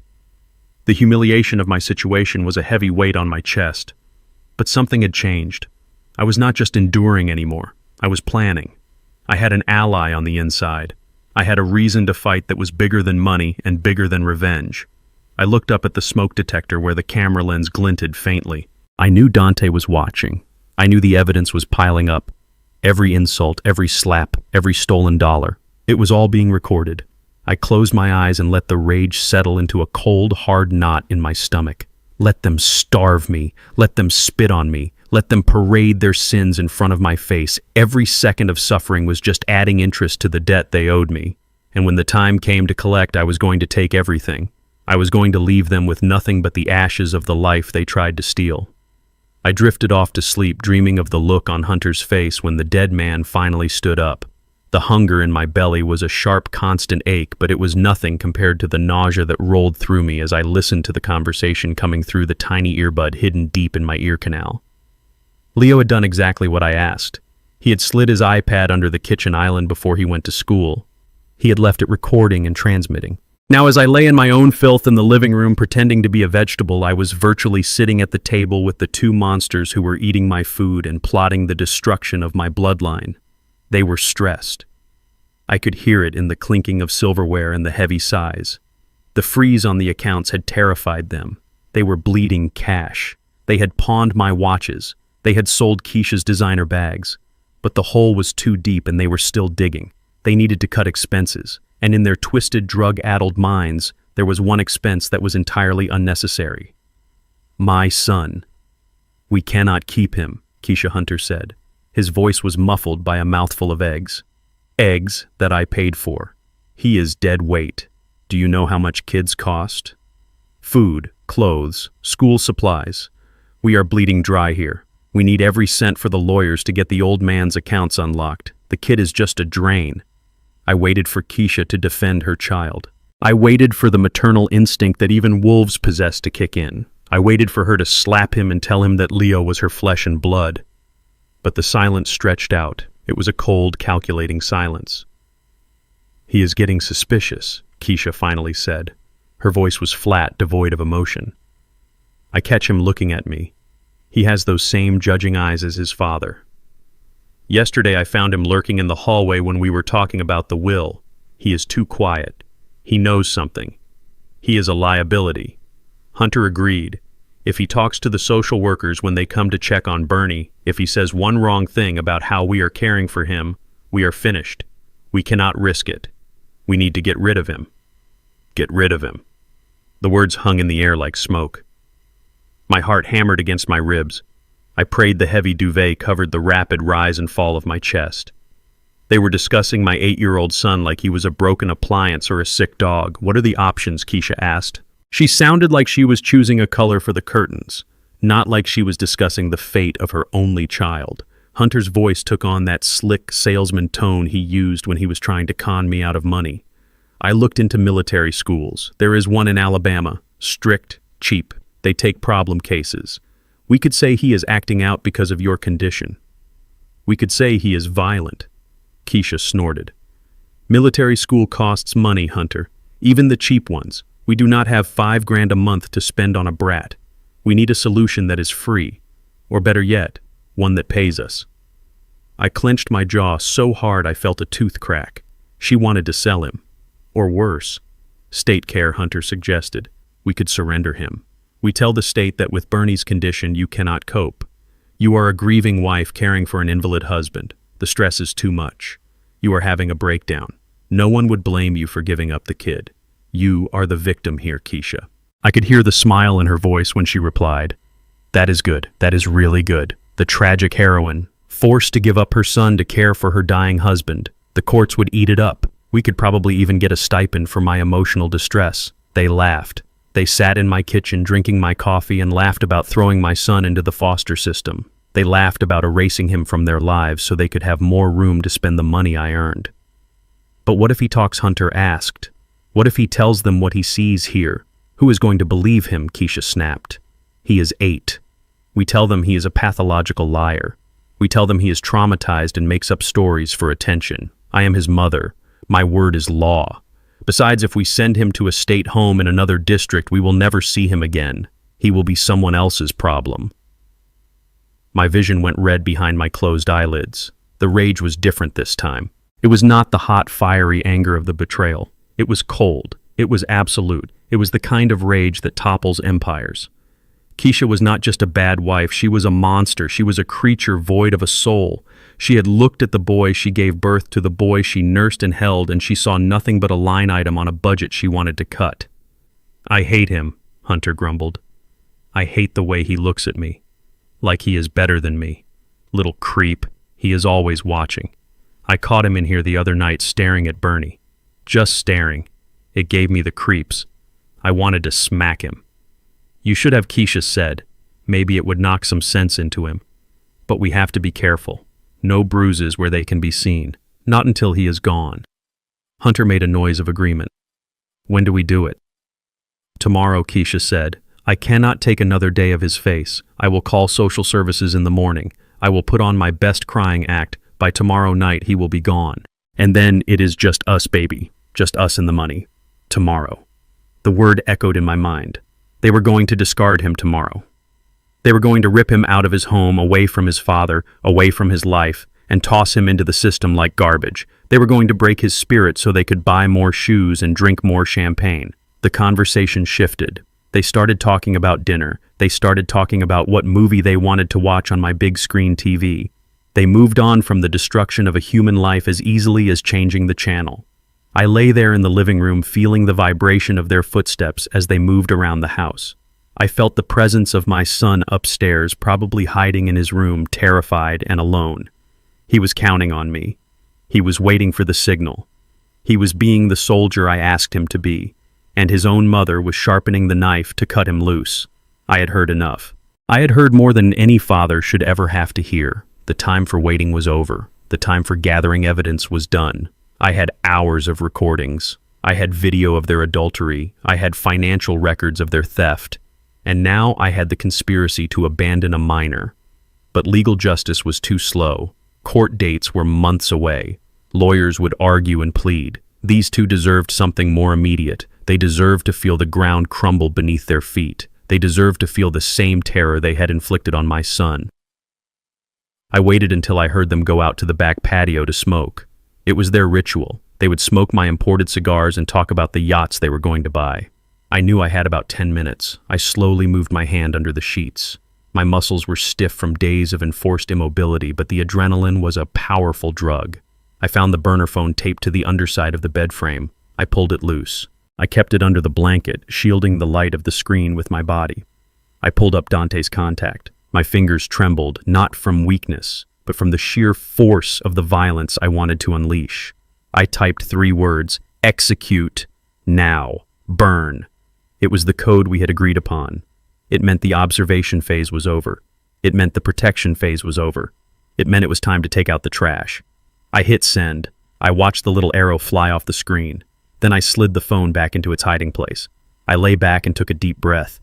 The air in the room smelled of stale air freshener and my own sweat, but beneath it, I could smell something else. I could smell the rain coming. A storm was brewing.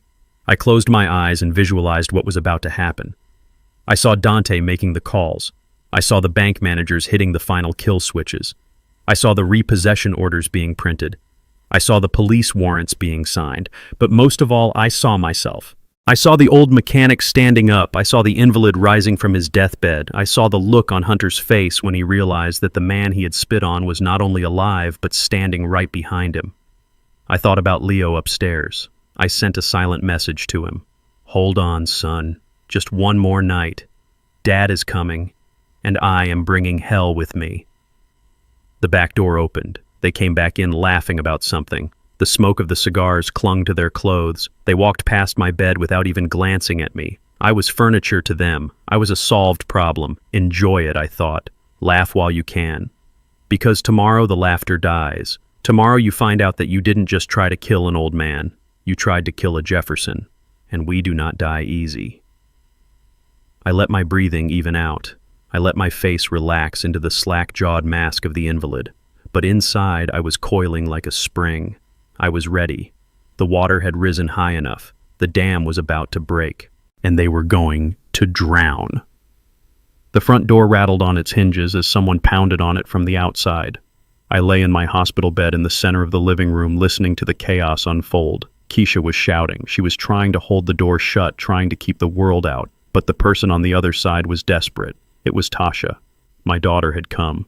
She had come with the check I gave her, or maybe she had come just to see her dying father. Either way, she was not taking no for an answer. "Go away, Tasha," Keisha screamed through the wood. "He is sleeping. You cannot see him right now. The doctor said no visitors." "Liar," Tasha yelled back. Her voice was shrill with panic. "I can hear Leo. Why is my little brother crying, Keisha? Open this door or I swear to God I will drive my car through it." There was a crash. Tasha had thrown her weight against the door, or maybe she had kicked it. The lock gave way with a splintering crack. The door flew open, hitting Keisha and sending her stumbling back into the hallway wall. Tasha stormed in. She looked frantic. Her hair was wild, her eyes were wide, and she was breathing hard. She stopped dead in her tracks when she saw the living room. It was not the sterile, peaceful hospital environment Keisha had described over the phone. It was a wreckage. Furniture was overturned. Empty takeout boxes and wine bottles littered the floor. The air smelled of stale alcohol, unwashed bodies, and the chemical stench of the air freshener they used to mask my own waste. And there, in the middle of it all, was me. Her father, the man she thought was a titan of industry, now reduced to a skeleton in a dirty gown hooked up to machines that beeped in the gloom. I saw her face crumble. She put a hand over her mouth to stifle a gag. The reality of my situation hit her like a physical blow. She saw the bruises on my arms where they had roughly inserted the IVs. She saw the dryness of my cracked lips. She saw the neglect. "Oh my God," she whispered. She walked toward me, her step shaky. "Daddy, what have they done to you?" Before she could reach me, a shadow detached itself from the kitchen doorway. Hunter. He was swaying slightly, a bottle of my expensive bourbon dangling from his hand. He was wearing my robe and it hung open, revealing his chest. He looked like a king of a ruined castle. "Well, well," he slurred. "The prodigal daughter returns. Did you bring the money, babe? Did you bring the check from the old man's secret stash?" Tasha turned to look at him. For the first time in her life, she did not look at him with adoration. She looked at him with confusion that was rapidly hardening into horror. "Hunter," she said, "why is the house like this? Why does Dad look like he is dying of thirst? You said you were taking care of him. You said he was comfortable." "He is fine," Hunter spat, taking a swig from the bottle. "He is a vegetable, Tasha.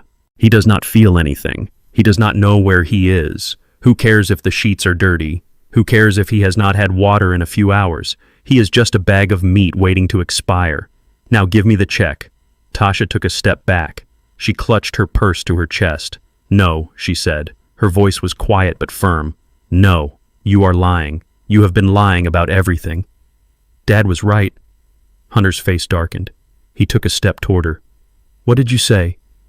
What did the old man tell you?" "He told me to be careful," Tasha said. She looked at Keisha, who was rubbing her bruised shoulder by the door. "He told me you were after the money. I did not believe him. I defended you, Hunter. I told him you loved us. But look at you. Look at this place. You are monsters."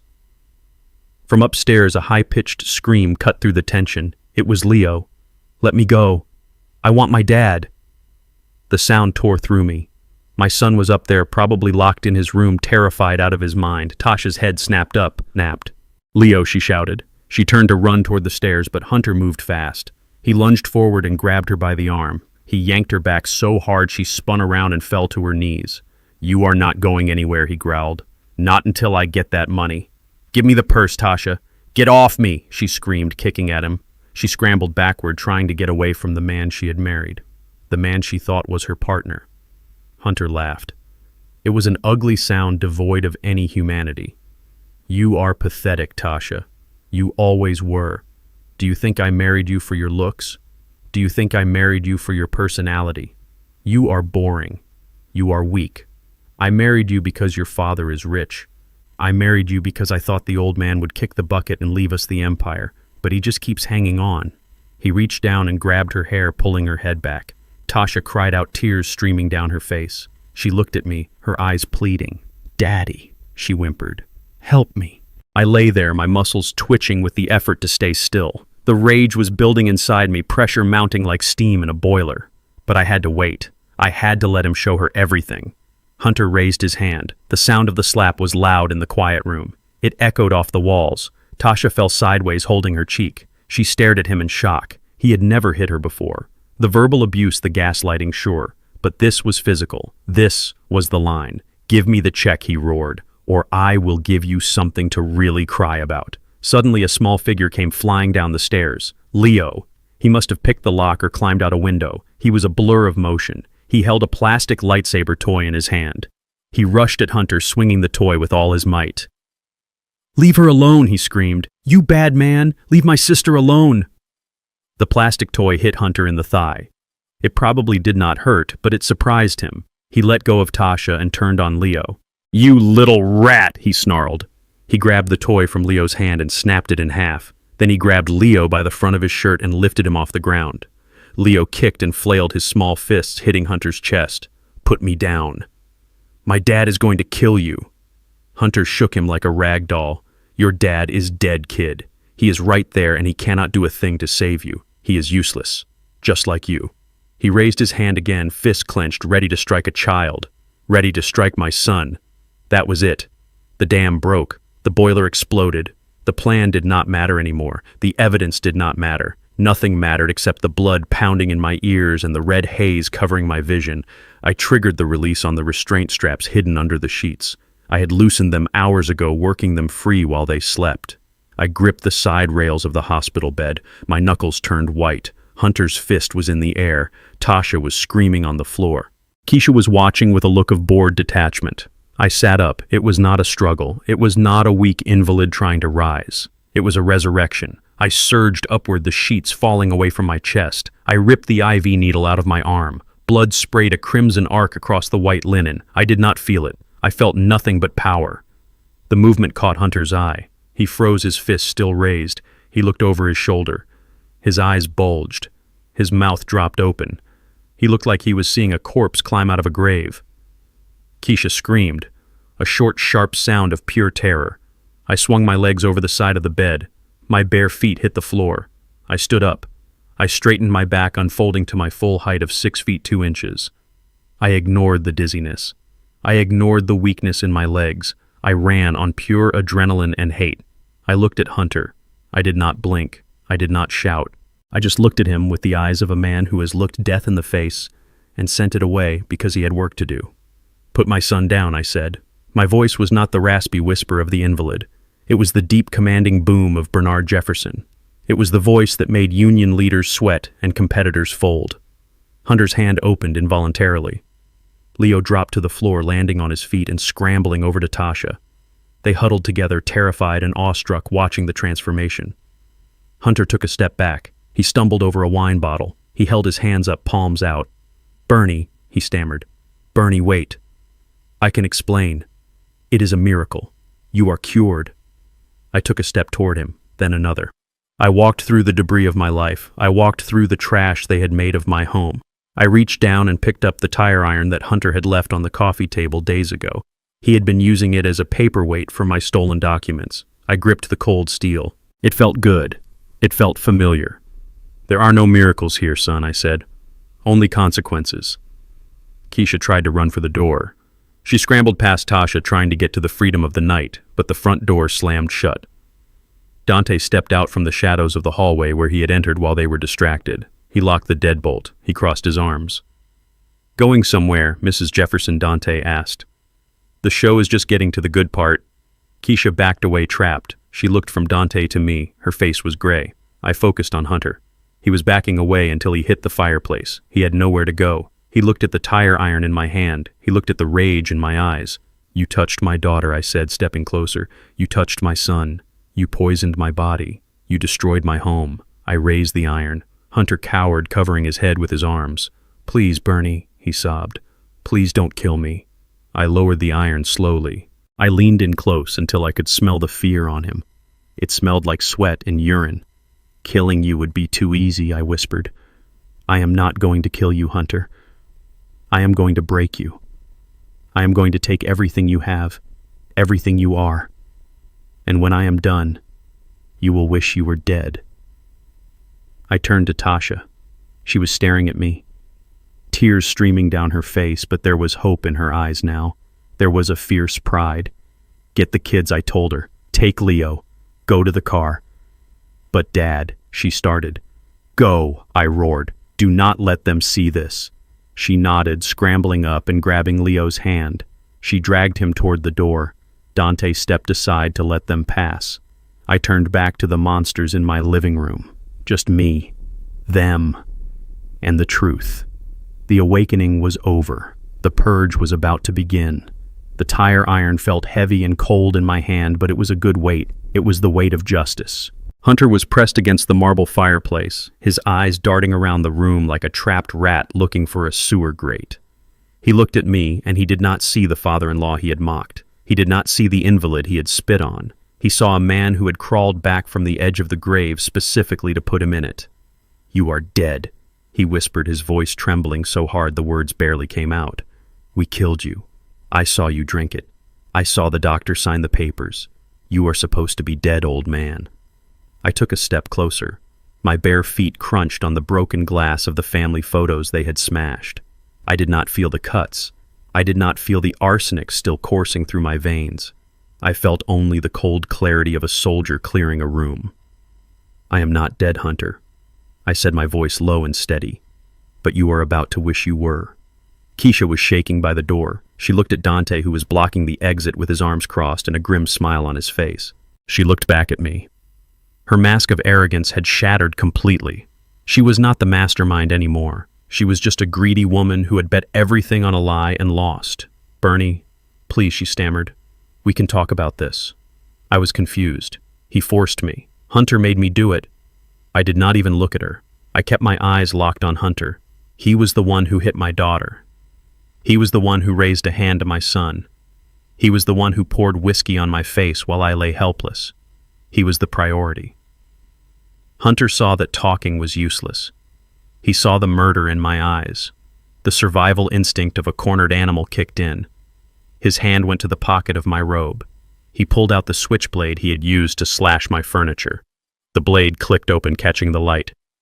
"Stay back!" he screamed, waving the knife wildly. "I will cut you. I swear to God I will gut you like a fish." I laughed. It was a dry, harsh sound. "You are going to bring a knife to a war, son. You really are stupid. Really are." He lunged. It was a desperate, sloppy attack. He aimed for my stomach, hoping to end it quick, but he had never fought for his life. He had only fought for money.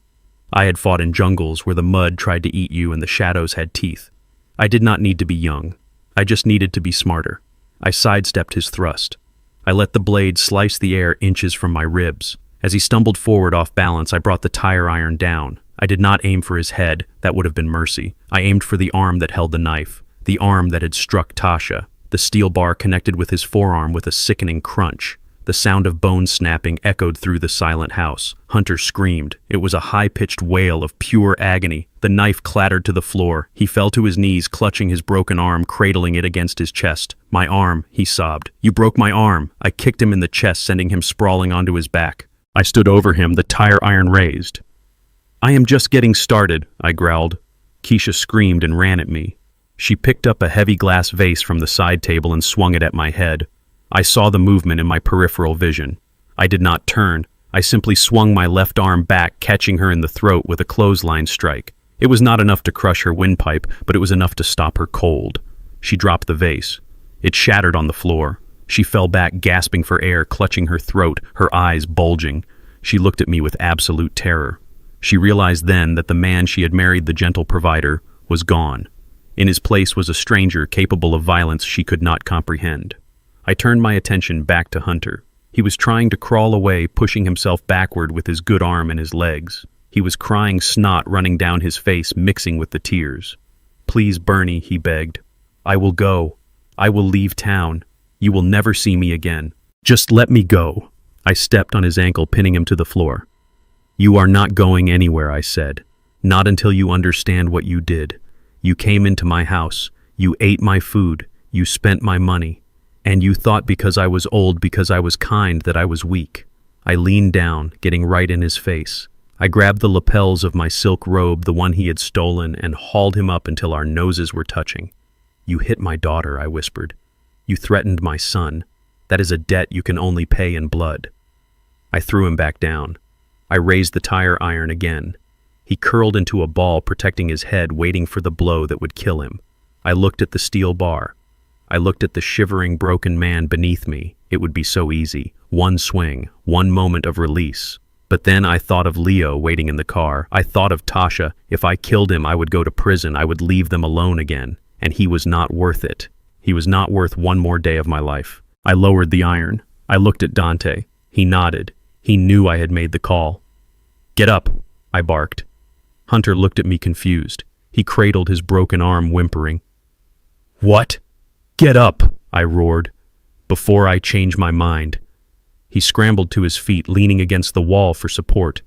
Keisha dragged herself up, still wheezing, holding her throat. They stood together, a pathetic pair of broken villains. "Take it off," I said, pointing at the robe Hunter was wearing. He blinked. "What?"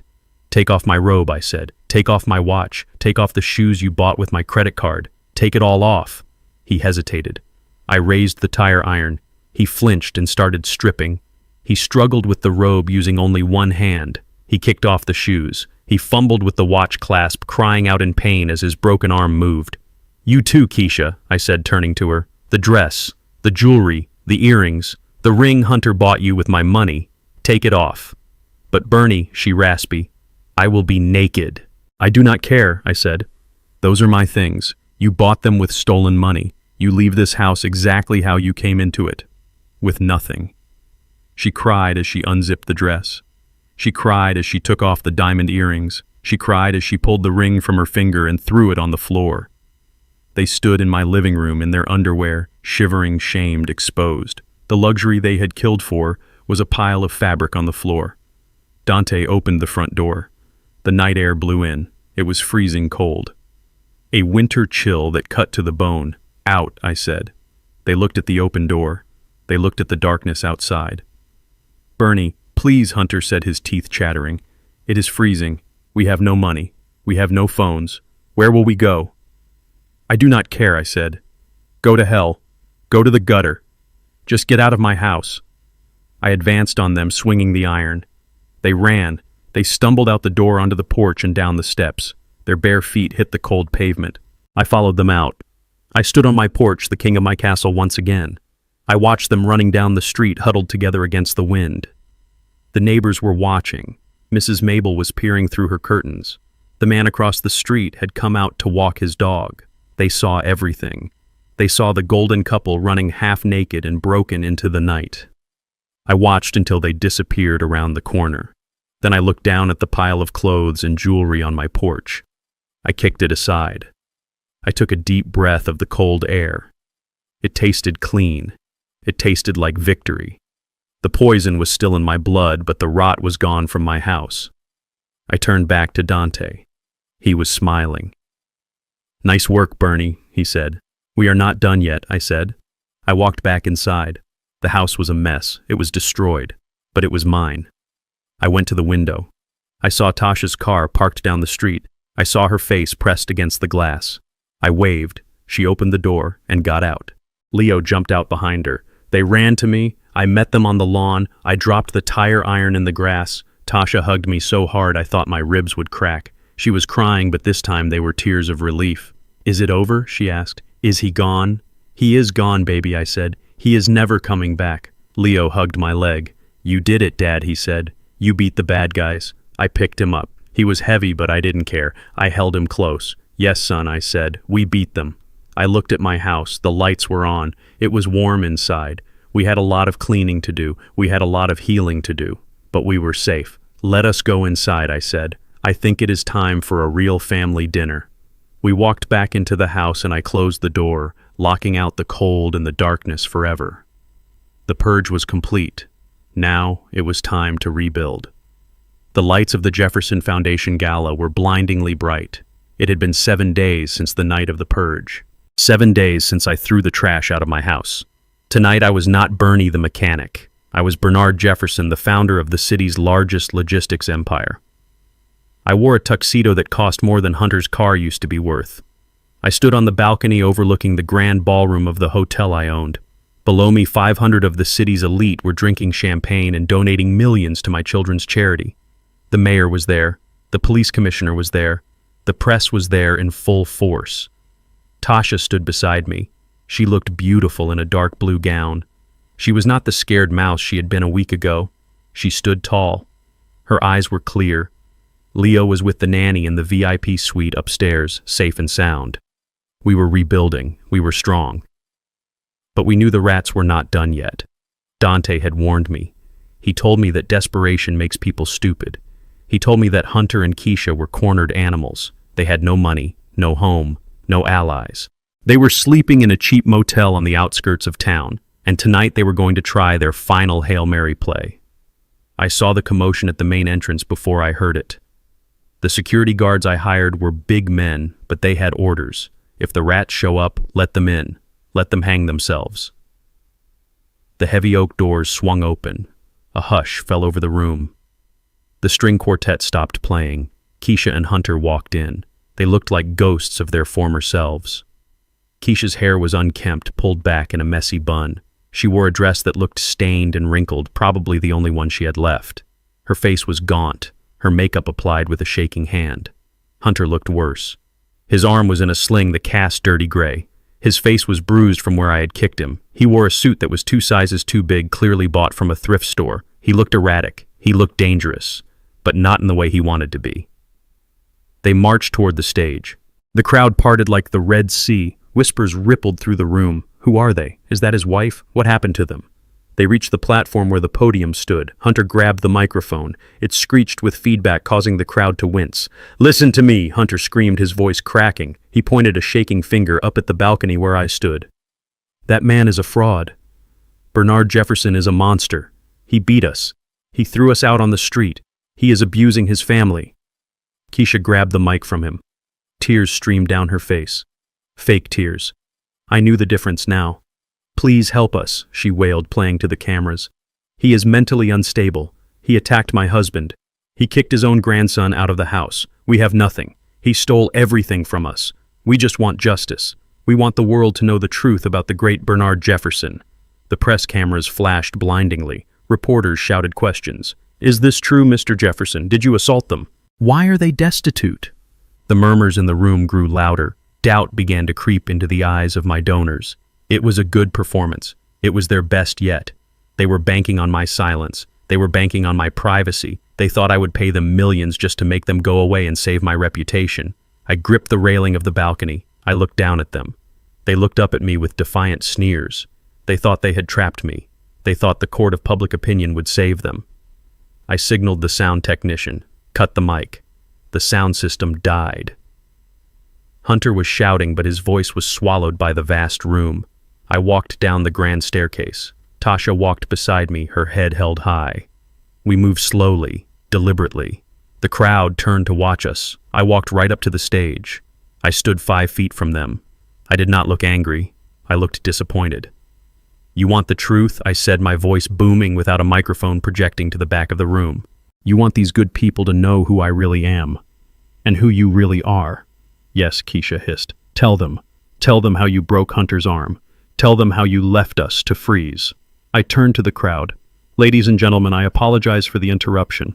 My wife and my son-in-law seem to have forgotten why we are here. They say I am a monster. They say I am a fraud. They say they are victims." I motioned to Dante, who was standing in the control booth high above the floor. "Light it up, Dante." The massive screen behind the stage flickered to life. It was 500 inches of high-definition reality. The room went dark. The only light came from the giant projection. The first image appeared. It was grainy black and white footage from a night vision camera. It showed my living room. It showed a hospital bed. It showed me lying helpless, hooked up to machines. And it showed Hunter and Keisha. The video played. The audio was crystal clear, amplified by the concert speakers. "Look at him." Hunter's voice boomed through the ballroom. "Look at the old cuckold. He likes it." On the screen, 500 people watched as Hunter and Keisha undressed each other in front of my paralyzed body. They watched them mock me. They watched them drink my liquor and spit on my floor.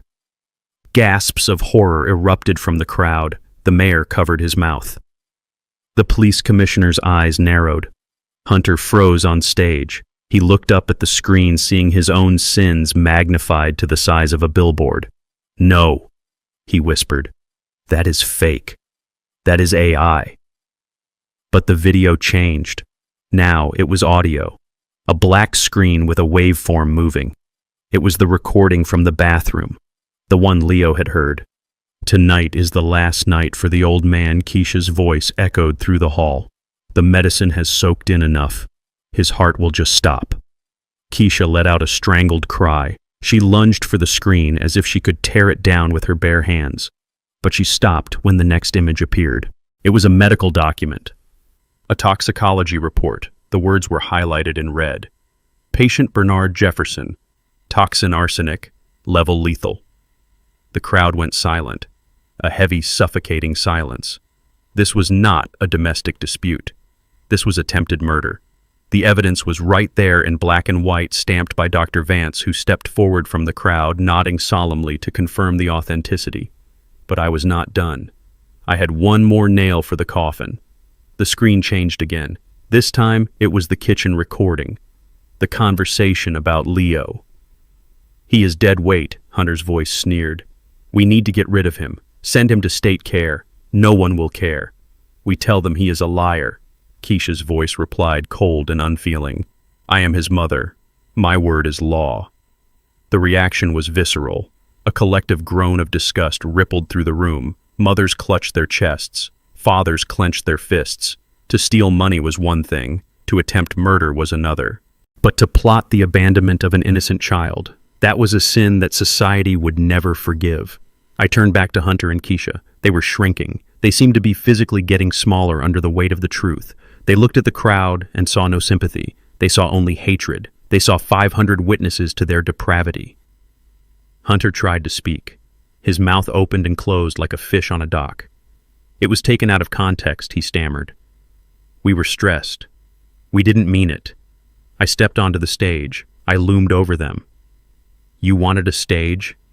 I said, my voice low and dangerous. "You wanted an audience. Well, you have one. Look at them, Hunter. Look at them, Keisha. These are the people you wanted to impress. These are the people whose money you wanted to spend." I pointed to the screen where the toxicology report still glowed red. "That is not context," I said. "That is poison. That is my blood." I pointed to the audio waveform. "That is not stress," I said. "That is my son. That is your flesh and blood, Keisha, and you were going to throw him away like trash." Keisha fell to her knees, not in prayer, but in defeat. She covered her face, trying to hide from the glare of the lights, trying to hide from the judgment of the city. "Bernie, please," she sobbed. "I am sick. I need help." It was the drugs. It was Hunter. I looked at her. I looked at the woman I had shared a bed with, the woman I had trusted, and I felt nothing. The love was gone. The hate was gone. There was only disgust, like looking at a cockroach. "You are sick," I agreed. "But there is no cure for what you have. You have no soul, Keisha. You are empty." I turned to the crowd. I spread my arms. "This is the truth," I announced. "This is the family that accuses me. I leave it to you to decide who the monster is." The applause started slowly. One person clapping, then another, then the whole room. They were not applauding me. They were applauding justice. They were cheering for the exposure of evil. The sound grew until it was a roar, a wall of noise that crashed down on the two figures cowering on the stage. Hunter looked for an exit. He looked at the side door. He looked at the back. But he saw faces. Angry faces. The faces of men who would not let him pass. He saw the faces of the security guards moving in. And then he saw something else. Near the back of the room, standing by the kitchen entrance, were 3 men. They were not wearing tuxedos. They were wearing leather jackets. They looked out of place. They looked hard. Hunter saw them, and his face went from pale to transparent. He recognized them. They were the bookies, the lenders he owed money to, the dangerous people the detective had warned me about. They were watching the screen.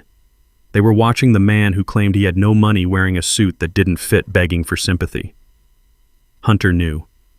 He knew that prison was now the safest place he could be. Because if those men got to him first, a broken arm would be the least of his worries. He turned to me. "Call the police," he begged. "Please, Bernie. Call the police right now. Arrest me." I smiled. A cold, hard smile. "The police are on their way, Hunter," I said. "But traffic is bad tonight. You might have to wait a few minutes." I stepped down from the stage and took Tasha's hand. We walked through the crowd. People patted me on the back. They shook my hand. They looked at me with respect. I was not the victim. I was the victor.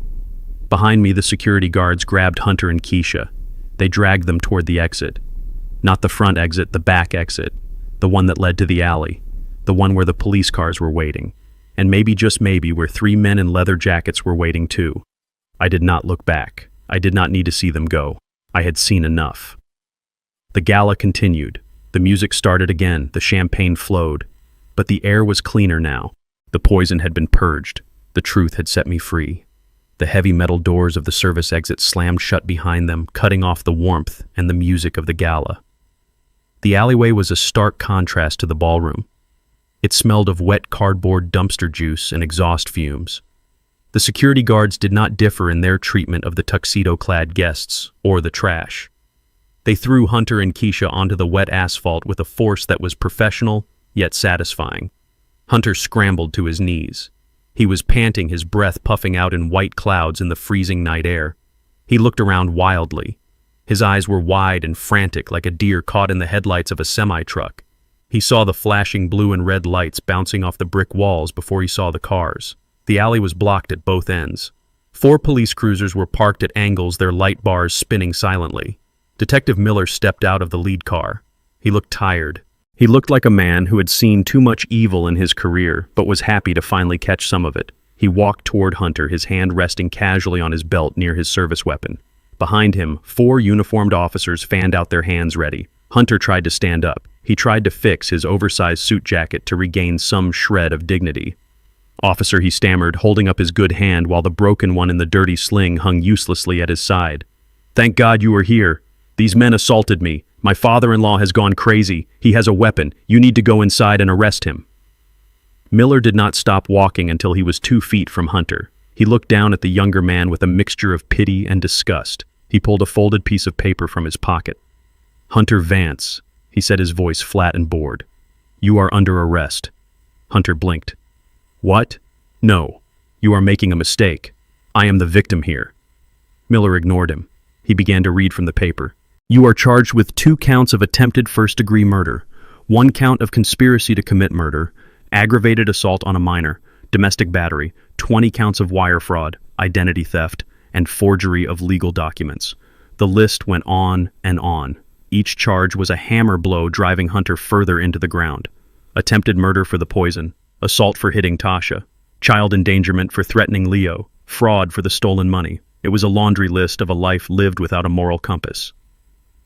Hunter began to back away. "No," he whispered. "That is all lies. The old man set me up. He is senile. He does not know what he is saying." Miller nodded to the officers. "Take him." 2 officers moved in. They grabbed Hunter by the shoulders. He screamed. He kicked out, catching one officer in the shin. It was a mistake. They slammed him against the hood of the cruiser. They did not seem particularly careful about his broken arm. Hunter howled in pain as they wrenched his hands behind his back. The click of the handcuffs was loud and final. "My arm," Hunter shrieked. "Watch my arm, you animals." "You should have thought about that before you poisoned an old man," Miller said. He leaned in close to Hunter's face. "By the way, we found the guy who sold you the arsenic. He rolled on you faster than a cheap tire. He gave us the texts. He gave us the receipts. You are done, son." They dragged Hunter toward the back seat of the cruiser. He was sobbing now, begging for a lawyer, begging for mercy, begging for Keisha to say something to save him. But Keisha just stood there, pressed against the cold brick wall, shivering in her thin dress, watching the man she had destroyed her life for get hauled away like garbage. I watched from the loading dock door. I stood in the shadows, unseen by them. Tasha was behind me, holding my arm. She wanted to look away, but she forced herself to watch. She needed to see this. She needed to see the end of the monster so she could begin the beginning of her life. As they shoved Hunter into the car, he looked up and saw me. Our eyes locked across the alley. He opened his mouth to scream something else, maybe a curse, maybe a plea, but the officer slammed the door, shutting off his voice. He was just a silent face in the window now, screaming into the glass. The cruiser pulled away, lights flashing, illuminating the graffiti on the walls. "One down." Keisha stood alone in the center of the alley.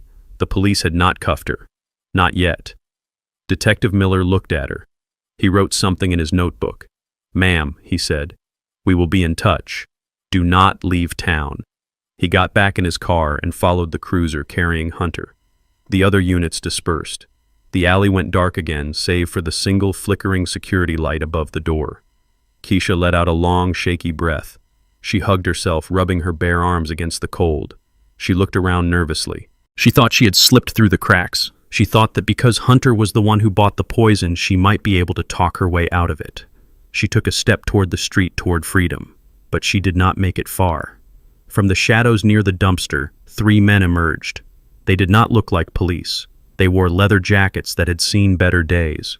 They moved with a predatory grace, silent and heavy. I recognized them from the ballroom. The lenders, the sharks. Keisha froze. She saw them and she knew. She knew exactly who they were. Hunter had told her about them. He had told her terrifying stories about what they did to people who did not pay. "Well, hello, Mrs. Vance," the leader said. He was a short, thick man with a scar running through his eyebrow. We were watching the show inside. Very entertaining. Keisha backed up until she hit the brick wall. "I do not have any money," she whispered. "Please. My husband. The police just took him." The leader laughed. A dry, humorless sound. "We saw that. Shame. He owes us $100,000. Plus interest. The juice is running, Mrs. Vance. And since your husband is going to be a guest of the state for the next 20 to life, he is not going to be earning much money stamping license plates. That has nothing to do with me," Keisha stammered. "That is his debt, not mine." The man stepped closer, invading her personal space. He pulled a piece of paper from his jacket pocket. He unfolded it and held it up to the dim light. It was a loan agreement, a promissory note. "Is that right?" he asked. "Because according to this paper right here, the loan was taken out in the name of Keisha Jefferson Vance. It has your signature on it, sweetheart." Keisha's eyes went wide. "No," she breathed. "No, he told me he signed it. He told me he used the business as collateral." The man shook his head, tisking softly. "Husbands lie, darling. He used your name. He used your credit. He used you as the collateral, and now he is gone. Which means the debt is yours." Keisha looked around desperately. She looked at the loading dock door. She saw me standing there. "Bernie," she screamed. "Bernie, help me, please. They are going to kill me." I looked at her. I looked at the woman who had mixed poison into my milk every night. The woman who had planned to throw my son into the foster system. The woman who had laughed while I lay dying. I reached out and pulled the heavy steel door shut. I locked it from the inside. I heard her scream my name one last time. It was a high, terrified sound that was cut short. Then there was the sound of a struggle, the sound of scuffling feet on pavement, a car door opening and closing, tires screeching as a vehicle sped away. And then silence. I turned to Tasha. She was pale, shaking slightly. "Dad," she whispered. "Who were those men? What are they going to do to her?" I put my arm around her shoulders and guided her back toward the warmth of the hotel. "I do not know, honey." I lied. "But it is out of our hands now. She made her choices, but I knew. I knew exactly what would happen. Keisha was not going to jail. Jail would have been a luxury. Jail had meals and a bed and lawyers. Keisha was going into a world where debts were worked off in ways that stripped the soul bare. She was going to a place where her designer dresses and her arrogance would be stripped away layer by layer until there was nothing left but the raw reality of survival. Hunter had thrown her to the wolves to save himself. He had signed her name to his death warrant. It was a poetic justice that no court of law could ever hand down. We walked back into the kitchen of the hotel. The staff was cleaning up the gala. The clinking of glasses and the hum of conversation felt like a different world from the cold alley we had just left. Leo was waiting for us in the VIP suite. He was asleep on the sofa, clutching a stuffed bear I had bought him from the gift shop. He looked peaceful. He looked safe. I sat down in the chair opposite him. My body was tired. The adrenaline was fading, leaving behind the deep bone weariness of a man who had fought a war and won. But my mind was clear. The Empire was safe. The threats were gone. Hunter was in a cell where he belonged. Keisha was gone, vanished into the underbelly of the city, a ghost story to warn others about the price of greed. I looked at Tasha. She was covering Leo with a blanket, smoothing his hair. She looked younger than she had in years. The weight of Hunter's abuse was gone. The fear was gone. She was free. "We did it, Dad," she whispered, looking up at me. "It is finally over." I nodded. "Yes, sweetheart, it is over." But as I looked out the window at the city lights, I knew it was not just an ending. It was a beginning. I had been given a second chance at life. I had come back from the dead, and I was not going to waste a single second of it. I pulled out my phone and dialed Dante's number. He answered on the first ring. "It is done, Bernie," he said. "Hunter is being processed at central booking. The other matter has been handled. You will not hear from her again." "Thank you, Dante," I said. "Send me the bill. And add a bonus. You earned it." I hung up and closed my eyes. The poison was gone. The rats were gone. My house was empty, but my heart was full. Tomorrow I would go home. I would scrub the floors. I would throw out the furniture they had touched. I would paint the walls. I would make it a home again, a real home. For me, for Tasha, and for Leo. I drifted off to sleep in the chair, listening to the steady breathing of my son. The nightmare was over. The sun was about to rise on a brand new day, and Bernard Jefferson was still standing. The smell of hickory smoke drifting off the grill was the sweetest perfume I had ever known. It was better than the expensive cologne Hunter used to wear, and it was certainly better than the hospital antiseptic that had filled my nose a year ago. I stood on the deck of the lake house, flipping steaks with a pair of long tongs. The sun was setting over the water, painting the sky in shades of purple and gold that looked like a bruise healing into something beautiful. I took a deep breath. My lungs were clear. The doctors said the last traces of arsenic had left my system 6 months ago. My hands were steady. The tremors that had plagued me during those dark nights in the living room were gone. I was 69 years old, but I felt younger than I had in 20 years. Down on the lawn, Leo was throwing a football. He was 9 now. He had grown 3 inches in the last year. He was laughing. It was a loud, uninhibited sound that echoed off the trees. A year ago, he was a terrified little boy whispering secrets in the back of a car. Today, he was just a kid. He was safe. He was happy. And he was the bravest man I knew. Tasha was sitting at the patio table, chopping vegetables for the salad. She looked different, too. The shadows under her eyes were gone. She had cut her hair into a sharp professional bob. She wore clothes that fit her clothes that she bought with her own money from her own paycheck. She wasn't just surviving anymore. She was thriving. She was the vice president of operations at Jefferson Logistics. She ran the floor with an iron fist and a velvet glove. The drivers respected her. The union reps feared her. She had my fire. Hunter had tried to extinguish it, but he had only managed to bank the coals. Now she was burning bright. "Dinner is ready," I called out. My voice boomed across the yard. Leo came running up the steps, his sneakers pounding on the wood. He grabbed a plate and loaded it with potato salad. Tasha poured the lemonade. We sat down together, just the 3 of us. The circle was small, but it was unbreakable. We ate in comfortable silence for a while, watching the fireflies start to blink in the tall grass. It was a peace I had paid a high price for. It was a peace bought with betrayal and pain, but it was worth every penny. When the plates were cleared, I leaned back in my chair. I looked at my children. It was time. I had one last secret to tell, one last layer of the onion to peel back. "I need to talk to you both," I said. The tone of my voice made them look up instantly. The smiles faded slightly, replaced by a watchful alert. They were survivors. They knew that serious tones usually meant bad news. "It is not bad news," I assured them, "but it is important. You know I have always told you that I was a mechanic who got lucky with a few trucks. I told you I owned a nice shop and had some savings." Tasha nodded. "We know, Dad. You worked hard." "I did work hard," I said. "But I let you believe something that wasn't entirely true. I let everyone believe it. It kept us safe. It kept the leeches away. Until it didn't." I reached under the table and pulled out a leather briefcase. I set it on the glass top. The latch clicked loudly in the quiet evening. I opened it. Inside were documents, not the kind Hunter had stolen. These were the real deal. I pulled out a blue bank book and slid it across the table to Leo. He looked at it confused. "Open it, son," I said. He opened the book. He stared at the numbers. He counted the zeros. His mouth dropped open. Dad, Tasha said, leaning over to look. What is this? $5 million? That is your reward, Leo, I said. You saved my life. You were the only one who saw the truth when everyone else was blind.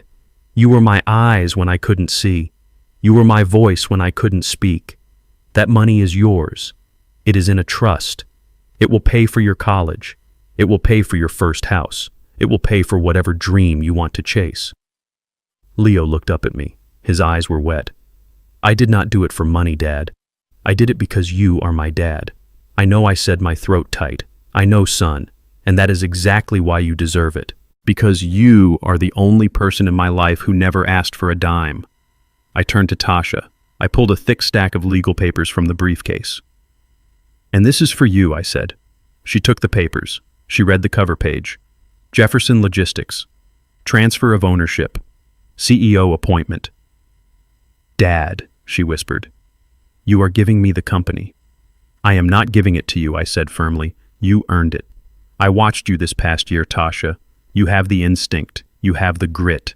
I built that company from a single van to a fleet of 1,000 trucks. But I am tired. I want to fish. I want to fix up old cars for fun, not for profit. I want to watch my grandson grow up. The empire needs a new emperor, and that is you. She stood up and came around the table. She hugged me, burying her face in my neck. I will not let you down, she promised. You could not let me down if you tried, I said. You survived a monster. A boardroom will be a walk in the park for you. We sat there for a long time as the stars came out. We talked about the future. We talked about expanding the fleet to the West Coast. We talked about Leo's baseball tryouts. We talked about everything except the past. But the past was there like a scar that aches when it rains. I knew they were wondering. I knew they wanted to know. Hunter pleaded guilty, I said quietly, answering the unspoken question. He took a deal. 20 years. He will be an old man when he gets out. If he gets out. Tasha nodded. She did not look sad. She looked relieved. And Keisha, she asked. I took a sip of my iced tea. Keisha is gone, I said. The police never found her. But Dante did. I did not tell them the details. They did not need to know. They did not need to know that Keisha was currently washing dishes in a dive bar 3 states away, living under a fake name, looking over her shoulder every 5 seconds because the sharks were still circling. She was living in a prison of her own making. A prison of fear. It was a far worse punishment than a cell. She is not our problem anymore, I said. She is a ghost. And we do not believe in ghosts. I stood up and walked to the edge of the deck. I looked out at the dark water. The moon was rising, a giant silver coin in the sky. I thought about the man I was a year ago, a man who thought love was a warm glass of milk and a kiss on the cheek. I was a fool. But I was a lucky fool. I had been given a second chance. I turned back to my family. My real family. You know, I said, leaning against the railing. People say you cannot choose your family. They say blood is thicker than water. They are wrong. I looked at Leo clutching his bank book, not because of the money, but because his father gave it to him. I looked at Tasha reading the contracts, ready to take on the world. Family is not about whose DNA you share, I said. Family is not about who sits at your table at Thanksgiving. Family is about who stands beside you when the house is on fire. Family is the people who hand you the weapon when you are cornered. Family is the people who protect you when you close your eyes to sleep. I raised my glass. To us. To the survivors. Tasha and Leo raised their glasses. To us, they said in unison. We drank. The lemonade was sweet and cold. The night was quiet. The war was over. If you enjoyed this story and you believe in justice, please hit the like button and subscribe to the channel. Share this with someone who needs to be reminded that even when you are down, you are never out. I am Bernard Jefferson. I am a mechanic. I am a father. I am a survivor. And I am finally home. Looking back at the wreckage of my old life, I learned that the sharpest knives often come from the hands of those who hold you closest. For 40 years, I thought I could build a fortress of money and security to keep the wolves at bay, but I invited them in for dinner. True wealth isn't measured in bank accounts or business empires. It is measured in the loyalty of the people who stand beside you when the house is on fire. I learned that you are never too old to fight back, never too broken to heal, and that sometimes you have to let the dead wood burn to let the new forest grow. Looking back now, I realize the most dangerous mistake I made wasn't trusting the wrong people. It was ignoring my instincts for too long. I wanted peace. I wanted to believe love was enough. And because of that, I almost lost my life and my child. If there is one thing I hope you take from my story, it's this. Don't be like me, don't silence the quiet warnings inside you, just to keep things comfortable. I learned that evil rarely arrives loudly. Sometimes it wears perfume smiles softly and sleeps beside you. And sometimes the truth comes from the smallest, bravest voice in the room. I survived because I finally listened to my son, to my instincts, and to the part of myself I had buried for years. My lesson is simple: protect your peace, trust your gut, and never underestimate your own strength. Being kind does not mean being weak, and standing up for yourself and your family is never something to apologize for. If this story made you think, I invite you to leave a comment and share your perspective. Let me know where you're watching from, and if you believe intuition can save a life. If you feel this message could help someone else, consider sharing it, and if you'd like to hear more stories like this, subscribing to the channel truly helps. Thank you sincerely for staying with me until the very end. And one final note, the next story includes certain fictional elements carefully crafted for educational and storytelling purposes. If that's not something you're comfortable